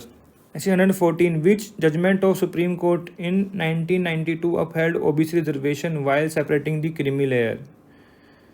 It was Indra Shawne versus Union of India. ठीक है. M Nagaraj भी is on creamy layer OBC reservation. It came in 2006. Meena Gandhi किस पे? ये आई थी 1978 में. MR Balaji versus ये 1962 में. ठीक है. आंसर रहेगा 4. Next 15, international organization can institute proceeding before International Court of Justice under advisory jurisdiction. 1 is the answer. Next 116, which one of the following is not a role of UGC? To give recognition to universities in India, to disburse fund to public universities, set up new colleges and universities, maintenance academic standards in teaching and research. तो answer क्या रहेगा? To set up colleges and universities. वो किसका काम है? State का and centre का. बाकी तो देखिए ग्रांट्स लिखा हुआ तो फंड तो है ही. Next 117, Ranganath Mishra Commission was constituted to look into issues of religious and linguistic minorities in India. So 1 is the answer. Next 118, how many women judges have been appointed to Supreme Court till 1/1/2022? It is 11. 2 is the answer. Next question number 119. Who was the first Attorney General of India? अब ये तो बड़ा कर देते कम से कम. MC Setalwad. 4 is the answer. अगर आपने मेरी वीडियो देखी हो, जो लीगल जीके की वीडियो मैंने बनाई थी, तो उसमें ये मैंने बताया था वहाँ पर। एक क्वेश्चन वहाँ से देखिए आ गया। The same question was asked in Uttarakhand, जो रिसेंट अभी एग्जाम हुआ था मार्च में उत्तराखंड में, उत्तराखंड जुडिशरी का 2021 के लिए एग्जाम जो हुआ था मार्च में, उसमें ये पूछा गया था same question. C 120, what is the total sanction strength of judges permanent plus additional of Delhi High Court? तो it is 60, 45 permanent है plus 15 additional है। 3 is the answer। SC 121, the Chief Justice of India had the shortest tenure. It was Justice K.N. Singh। 4 is the answer। SC 122, the committee constituted in year 2000 to look into the reforms of criminal justice system in India was headed by Justice V.S. Malimat। 2 is the answer। Justice Venkat Chaliya committee was on constitutional review। MS Libran Babri मस्जिद case पे था, Libran commission आपने सुना हो तो। KT Thomas, it was for recommendation for enforcement of prevention of damage to public property act। उसको कैसे लागू किया जाए उसके बारे में रिकमेंडेशंस मांगी गई थी, तो इन्होंने दी थी। तो ये उस कमीशन के हेड थे। SC 123, who is the current president of national consumer dispute redressal commission? तो is justice RK Agrawal. 2 is the answer. अब आगे English. 124, the expression burning the candle at both hands means exhausting one self by working hard. 4 is the answer. 125, I will return within a month. I stayed in Delhi for a week. I have not met her since September. तो answer क्या रहेगा? 3। SC 126, I was enlisted to the army। Master dispensed of the service of his staff। Hard work is indispensable with success। तो answer क्या रहेगा इसका? 1। SC 127, the council acceded to the client's request। तो 2 is the answer। SC 128, the word cited by the teacher from Gita made profound sense। Leopard was sighted, देखा गया, in the village। तो answer क्या रहेगा? 1। SC 129, hard work precedes good result. Hard work करेंगे तभी तो good result आएगा ना, इसलिए प्रीसीड्स है। The proceeds from the event will go towards charity. जितनी प्रोसीड्स आएंगी मतलब जो भी डोनेशंस आएंगी। फिर द ग्रुप नाउ प्रोसीड्स, बढ़ेगा, आगे बढ़ रहा है, ऑनवर्ड द मिशन। तो आंसर क्या रहेगा इसका? 4। SC 130, the cattle. अब देखिए कैटल एक वर्ड है, सब्जेक्ट के अकॉर्डिंग इसमें हेल्पिंग वर्ब लगाएंगे तो आर ग्रेजिंग। तो कैटल है तो मतलब कैटल में बहुत सारे एनिमल्स है ना, तो are grazing in the field. Jury is now complete. 50,000 rupees is not a bad salary. तो answer is 2। SC 131, high court set aside the decree of the lower court. अब ऑप्शन देखिए, 2 option है यहाँ पर। अब देखिए कौन सा बनेगा? After appointment she immediately set about. Set about का मतलब क्या होता है? फटाफट से काम स्टार्ट कर देना, प्रोसीड कर जाना एकदम सही। अब यहाँ पे सेट अपार्ट मतलब अलग से रख दी गई है seat. The seats are set apart for women. ठीक है, तो आंसर क्या रहेगा? 4।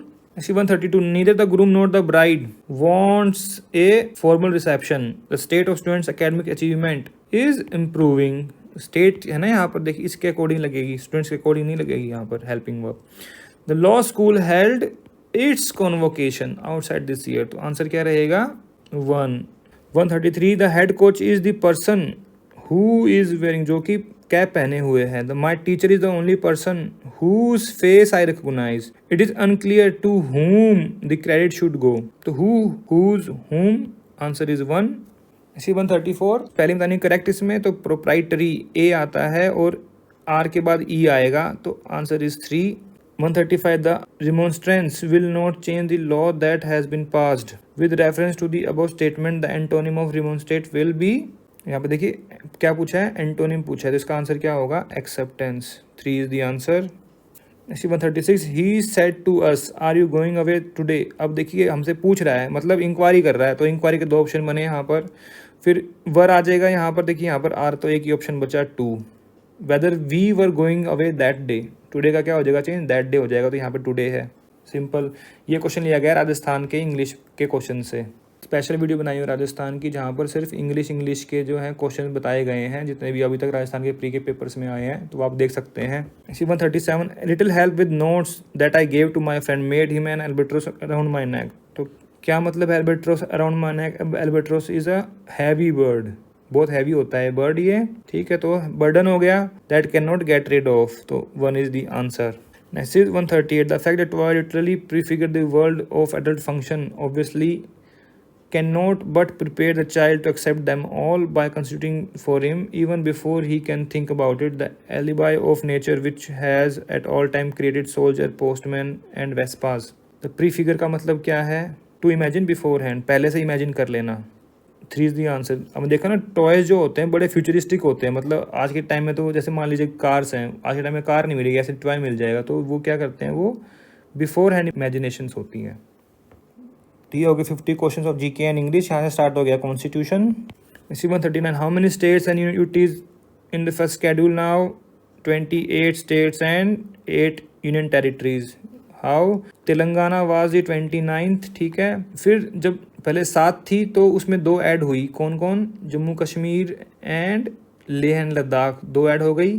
इसमें से 1 माइनस कर दिया गया. दमन दीव और दादर नागर हवेली को अब 1 बना दिया गया है. तो यहाँ पर अब कितने रह गई? अब 8. Next 140. The constitution bench of supreme court in L Chandra Kumar versus union of India case landmark decision on the issue of power of judicial review of high courts and supreme court is a part of basic structure of constitution. 2 is the answer. 141. How many languages are included in the 8th schedule? 22. 3 is the answer. 142. When was the Constitution of India adopted by the Constituent Assembly? 26 November 1949. 4 is the answer. 143. How many fundamental duties are listed in 51A? तो 11 है. 3 is the answer. 144. Which article of Constitution contains provision regarding equal justice and free legal aid? 39A. 3 is the answer. Next question number 145. Which article of the Constitution prescribe that person who voluntarily acquires the citizenship of a foreign state shall not be a citizen of India? That is Article 9. 2 is the answer. 146. In which judgment did Supreme Court of India uphold that freedom of speech and expression through means of internet enjoys constitutional protection under Article 19(1)(a)? It was Anuradha Bhasin versus Union of India. It was case when Jammu Kashmir जब internet नहीं चल रहा था ना, उस time पर ये case आया था. 4 is the answer. एंड ये केस भी जो मैंने एक वीडियो बनाई है लैंडमार्क जजमेंट्स की, वहाँ पर मैंने डिस्कस किया हुआ है ये चीज़. आप देख सकते हैं रिसेंट लैंडमार्क जजमेंट्स की जो वीडियो है मेरी. SC 147.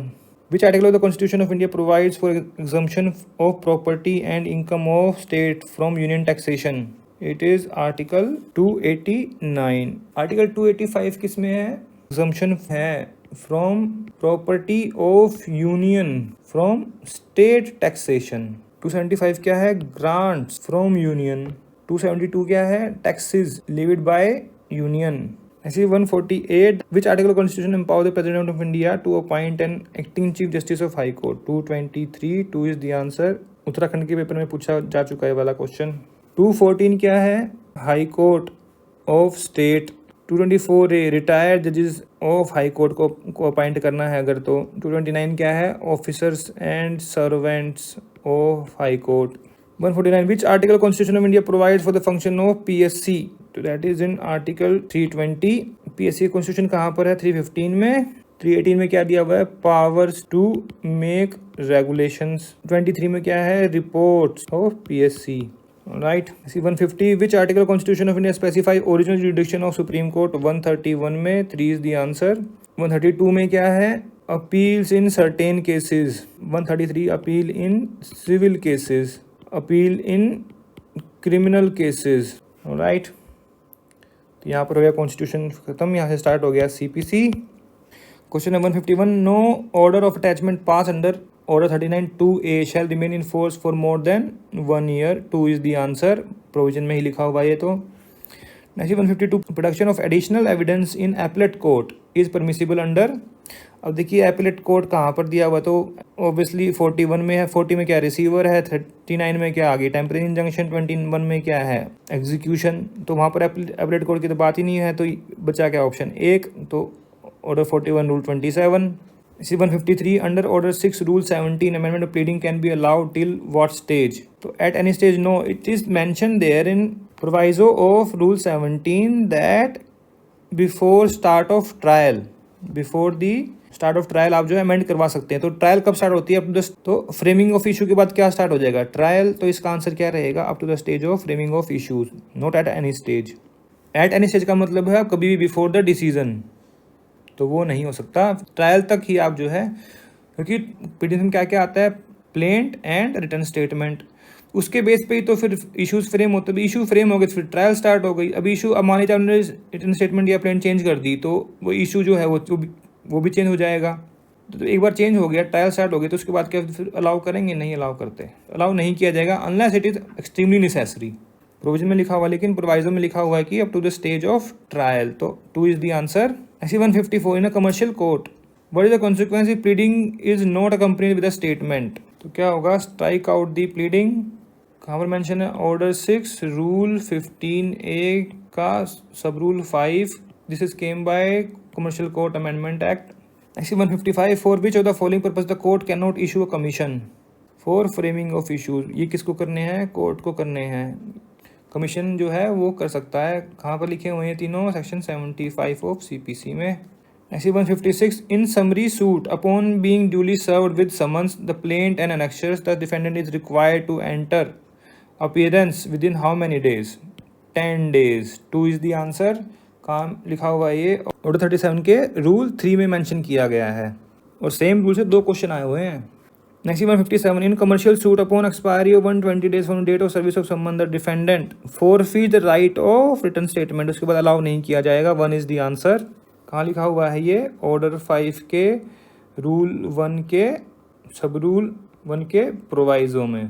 Alright, this came by commercial court amendment act. Next 158 court can order substitute service upon defendant upon being satisfied that defendant is avoiding service, someone cannot be served in ordinary way। Both 1 and 2, 3 is the answer। कहाँ पर mention किया गया है?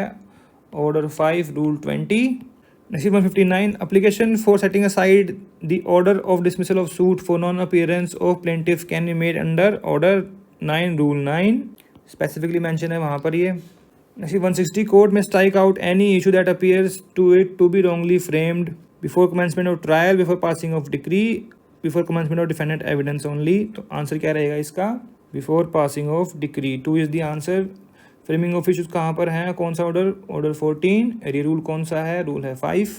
Next 161 decree for payment of money may be executed by detention of judgment debtor in prison, attachment sale property judgment debtor. Both 1 and 2। 3 is the answer। कहाँ mention किया गया है? Section 51 में। Next 162 a foreign judgment shall not be conclusive where it shall not be given on merits of the case nor pronounced by the court of competent jurisdiction has been opted by fraud। all of the above। 4 is the answer। कहाँ mention किया गया है? Section 13 of CPC में। Next is question number 163 what provision of CPC can court examine the parties to suit? Order 10 में examination of parties. 1 is the answer। Next 164 which of the following are not ground for rejection of plaint under Order 7 Rule 11? Failure on behalf of plaintiff to file document along with the plaint, तो करना ही है भाई। Where the suit appears from the statement in plaint to be barred by any law, where does not disclose the cause of action, या where deficient court fee has been paid। तो पे कर दिया तो फिर क्यों रिजेक्ट करेंगे? तो 4 is the answer। Note ground पूछा है यहाँ पर। Next 165 while entering appearance in summary suit the defendant is required to file which of the following। देखिए बताया था ना मैंने, ऑर्डर 37 रूल 3 में ही मेंशन किया गया है ये address. 1 is the answer। Next 166 what are the consideration for deciding an appeal under Order 7 Rule 11? Written statement only, replication, plaint along with document of the plaintiff, written statement along with document of defendant। तो 3 is the answer। Plaint को देखेंगे, plaint as a whole हम check करेंगे कि भाई हाँ reject करने लायक है या नहीं है, not only from the basis of written statement or applications. This is general principle of law. 3 is the answer। ऐसे question number 167 where temporary injunction is granted in favor of plaintiff without giving notice to the application to the opposite party, the plaintiff shall deliver to the opposite party copy of application for injunction, copy of plaint, copy of documents on which plaintiff relies। all of the above। 4 is the answer। कहाँ mention किया गया है? Order 39 rule 3 के proviso में।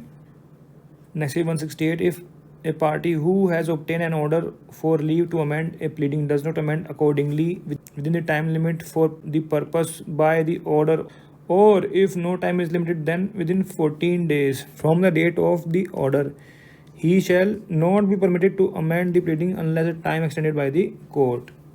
तो answer रहेगा इसका 1। कहाँ पर मेंशन किया गया है? ये मेंशन किया गया है ऑर्डर 6 रूल 18 में। Next 169 where a receiver appointed by the court fails to pay the amount due to him as the court directs the court may direct attachment and sale the property of receiver, 1 is the answer. ये कहाँ provide किया गया है? ये provide किया गया है order 40 that is for receiver and rule 4 में। नेक्स्ट 170 द कोर्ट में award cost at time of final disposal of the suit on the party which caused delay by not producing evidence, failed to take steps required to be taken on that date. All of the above, 4 is the answer. This is in 35 and these two 35A. Next 171, which of the following cannot be attached and relies in execution of decree? देखिए this question was controversial question. I would say this question is not correct.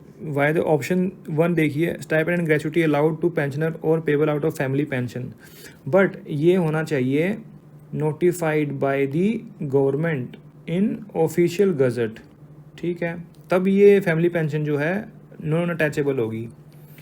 अब salary to the extent 2/3 यहाँ होना चाहिए 1000 plus 2/3 not attachable, ठीक है। Bank account and house land building तो कर ही सकते हैं। अगर अब हम इसमें ऑप्शन देखें तो ये भी अधूरा है और ये भी अधूरा है, दोनों इसके आंसर रहेंगे। एंड प्रोविजन कहाँ पर है? सेक्शन 60 में। Actually 172 the court may compel the attendance of any person to whom the summons have been issued by issue of warrant of arrest, attachment of sale of his property, imposing fine exceeding 5,000 rupees. All of the above, 4 is the answer. कहाँ पर mention किया गया provision? section 32 में। Next 173 A files a suit for recovery rupees 1 lakh for non-delivery of goods and interest at 24% per annum. The court decree the suit of 1 lakh but silent about the interest. Aggrieved party A must file.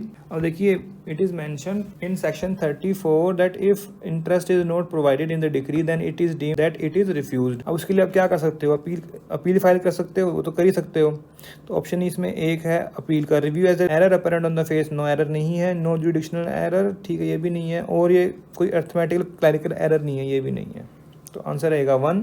ऐसे question 174 a decree passed ex parte under order 8 rule 10 can be assailed by way of appeal under 96, application under 913, revision as there is judicial error, no error is there. तो both 1 and 2, 4 is the answer. Next 175 any commissioner appointed by the court under order 27, अब होना चाहिए 26, यहाँ पर एक ये फालतू लगा दिया, 26 में है वो तो। Can not do the following acts, examine the party and witness whom they produce कर सकता है, call for examine documents other things relevant to inquiry कर सकता है, इम्पोज पेनल्टी ऑन पार्टीज ये नहीं कर सकता। तो आंसर रहेगा 3। एंटर इनटू लैंड बिल्डिंग ऐसे कर सकता है। कहाँ पर दिया हुआ है? रूल 16 में, और 26 rule 16। Next 176 A resided in Shimla, B at Calcutta, C at Delhi, ठीक है। A B C together go to Banaras, B and C make joint promissory note payable on demand and delivery to A को दे दिया, ठीक है। B and C default in payment, A can not file a suit और recovery, कहाँ पर file नहीं कर पाएगा? बनारस में तो हुआ है जहाँ पर कॉज ऑफ एक्शन अराइज हुआ, ठीक है। कलकत्ता में बी रिजाइड कर रहा है, दिल्ली में सी रिजाइड कर रहा है, तो शिमला में नहीं कर पाया जहाँ पर वो खुद रह रहा है, ठीक है। और ये प्रोविजन कहाँ पर है? सेक्शन 20 ऑफ CPC में। ऐसी 177 ए dispossessed in a suit for possession filed by B. In appeal, degree of possession is set aside. Defendant may claim restitution of possession and damage by filing separate suit, restitution of possession by moving an application before the court which passed the decree at first instance. 2 is the answer. Provision कहाँ पर है? section 144 में। Next 178 A the landlord files a civil suit for recovery of rent from T the tenant for 3 years at 7,000 per month. T the tenant denies the arrear of rent and claim the rate of rent to be 2,000 per month and the suit is barred under section 50 of Delhi Rent Control Act. The court may frame preliminary issue about maintainability and decide the suit, frame all issue of the fact and law, treat the issue of jurisdiction as preliminary issue and decide the suit, या frame all issue of fact and law, pronounce judgment on all issues, या फिर reject the suit under order 7 rule 11। तो इसका answer क्या रहेगा? 2। Frame all issues of fact and law and treat the issue of jurisdiction, मतलब issue of law as preliminary issue. कहाँ पर mention किया गया है? मेंशन किया गया ऑर्डर 14 रूल 2 सब रूल 2, स्पेसिफिकली मेंशन नहीं है but this is a repeat question. DGS की मैंने जो CPC की वीडियो बनाई हुई है, जहाँ पर आपको सारे क्वेश्चन मिल जाएंगे 2010 से 2019 के, उसमें देख सकते हैं, वहाँ पर आपको मिल जाएगा। ये 2 बार क्वेश्चन पूछा जा चुका है सेम कंसेप्ट पर। SC 179 the court while framing the issue may consider allegation made in pleading, content of all document produced by the other party, statement made on by the party before the court, all of the above, 4 is the answer. और ये भी कहाँ पर mention किया गया है, order 14 rule 1 के सब रूल 5 में। SC 180 a person aggrieved by decree or order from which an appeal is allowed but not preferred may seek review on the ground apparent on the face of record, unable to produce evidence despite due diligence, was not in his knowledge for any sufficient cause, all of the above, 4 is the answer। Review की provision कहाँ पर है, section 114 में and order 47 में, and this is rule 1। हो गया CPC खत्म। अब आ गया यहाँ पर evidence. Question 181, which of the following is true? For deciding the question as to whether a document is a will of Mohan, the fact that Mohan made inquiries from his friend into matters with the provisions of the will relate is irrelevant. No, it is relevant. The fact that Mohan consulted advocate in reference to making the will is irrelevant. No, it is relevant. ठीक है। The fact that Mohan personal locker several draft of other wills are found which he did not approve is irrelevant. This is also relevant. इसका answer क्या रहेगा? None of the above. 4 is the answer।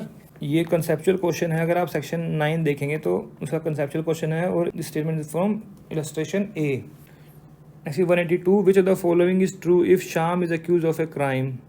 The fact that after the commission of crime Shyam absconded from his house is irrelevant. That is relevant. The fact that at a time when he left home Shyam had sudden and urgent business at the place to which he went is irrelevant. This is also relevant. The detail of business on which he left is not relevant even if it were to show that business was sudden and urgent.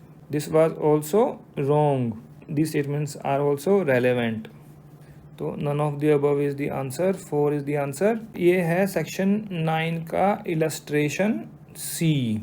Next 183, when existence of state of mind, body or bodily feeling is an issue, which of the following facts are relevant? Intention, knowledge, negligence, rashness, ill will, goodwill, all of the above, 4 is the answer। Section है 14। Next 184, statement of a person who is dead is admissible under section 32 of Evidence Act if it relates to the cause of his own death, if someone else's death, own death, 1 is the answer। General principle है ये तो dying declaration का। Next 185, under section 45 of Evidence Act the opinion of the expert can be for handwriting, fingerprint impression, foreign law, science or arts, both 1 and 2, 3 is the answer। 45 में mention है ये।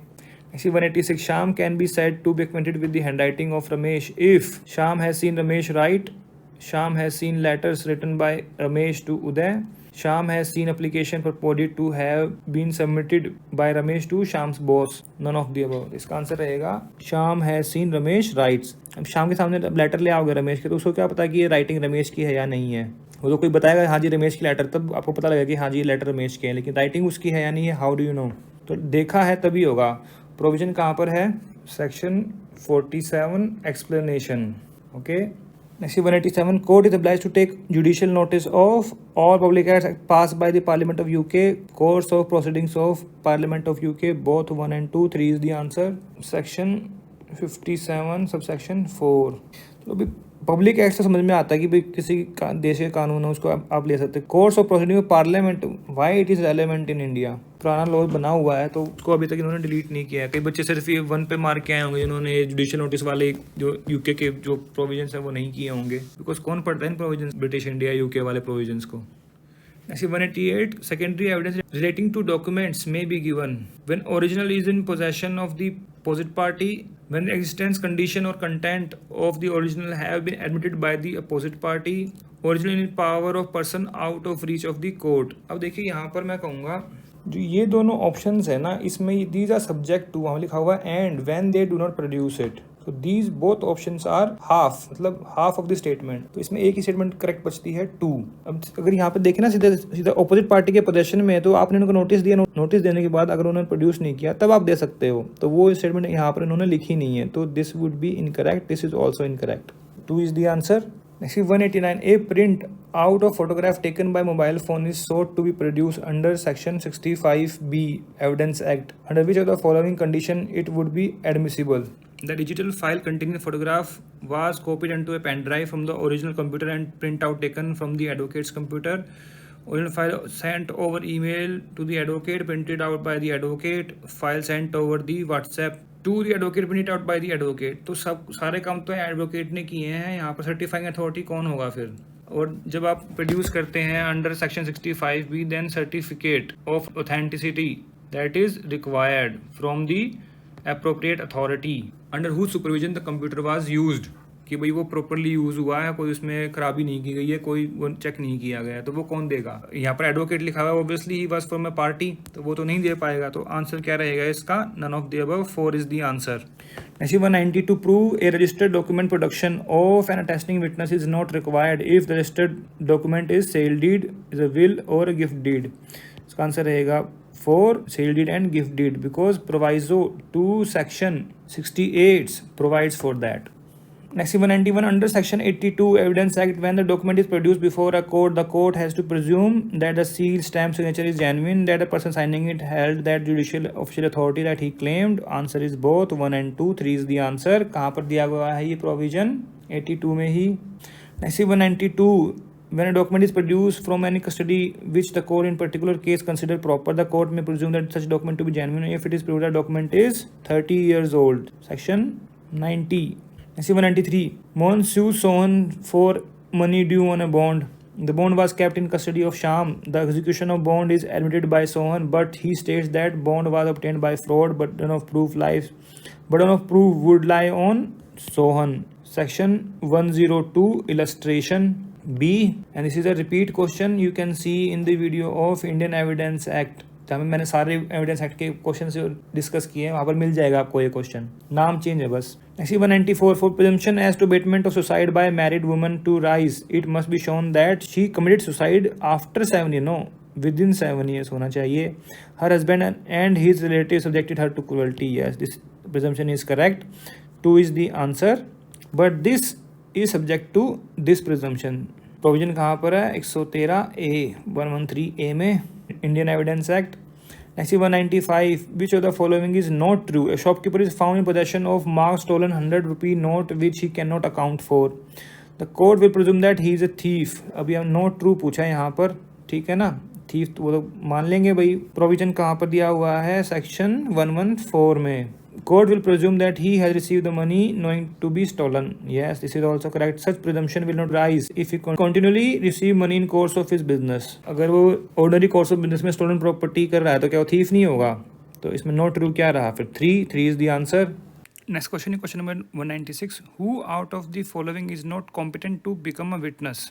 तो देखिए यहाँ पर पूछा हुआ है नॉट कॉम्पिटेंट, ऑप्शन है lunatic, who is not prevented. अब देखिए क्या लिखा हुआ है यहाँ पर, नॉट प्रिवेंटेड, मतलब वो एविडेंस दे सकता है by lunacy from understanding the question put to him, मतलब ही इज परफेक्टली फाइन, तो ये दे सकता है। Adult whose body and mind are not functioning, ये नहीं दे पाएगा। Child who is sufficiently develop to answer, ये दे सकता है। डेफ एंड डम पर्सन तो दे ही सकते हैं, ठीक है। तो आंसर क्या रहेगा इसका, 2 is the answer. Next 197, the order and production of examination of witness in civil suit is the following: first the plaintiff then the defendant, for defendant then plaintiff at discretion of parties as per law and practice। तो 4 is the answer। ये कहाँ पर mention किया गया है, ये mention किया गया है सेक्शन 135 में। Next 198, which of the following is a leading question। अब देखिए what is leading question, ये दिया गया है 141 में कि which suggest an answer, ऐसा क्वेश्चन जो सजेस्ट करें। अब देखिए what, how और what, ये तो क्या हो गया, तो क्वेश्चन की फॉर्म में ही क्वेश्चन है।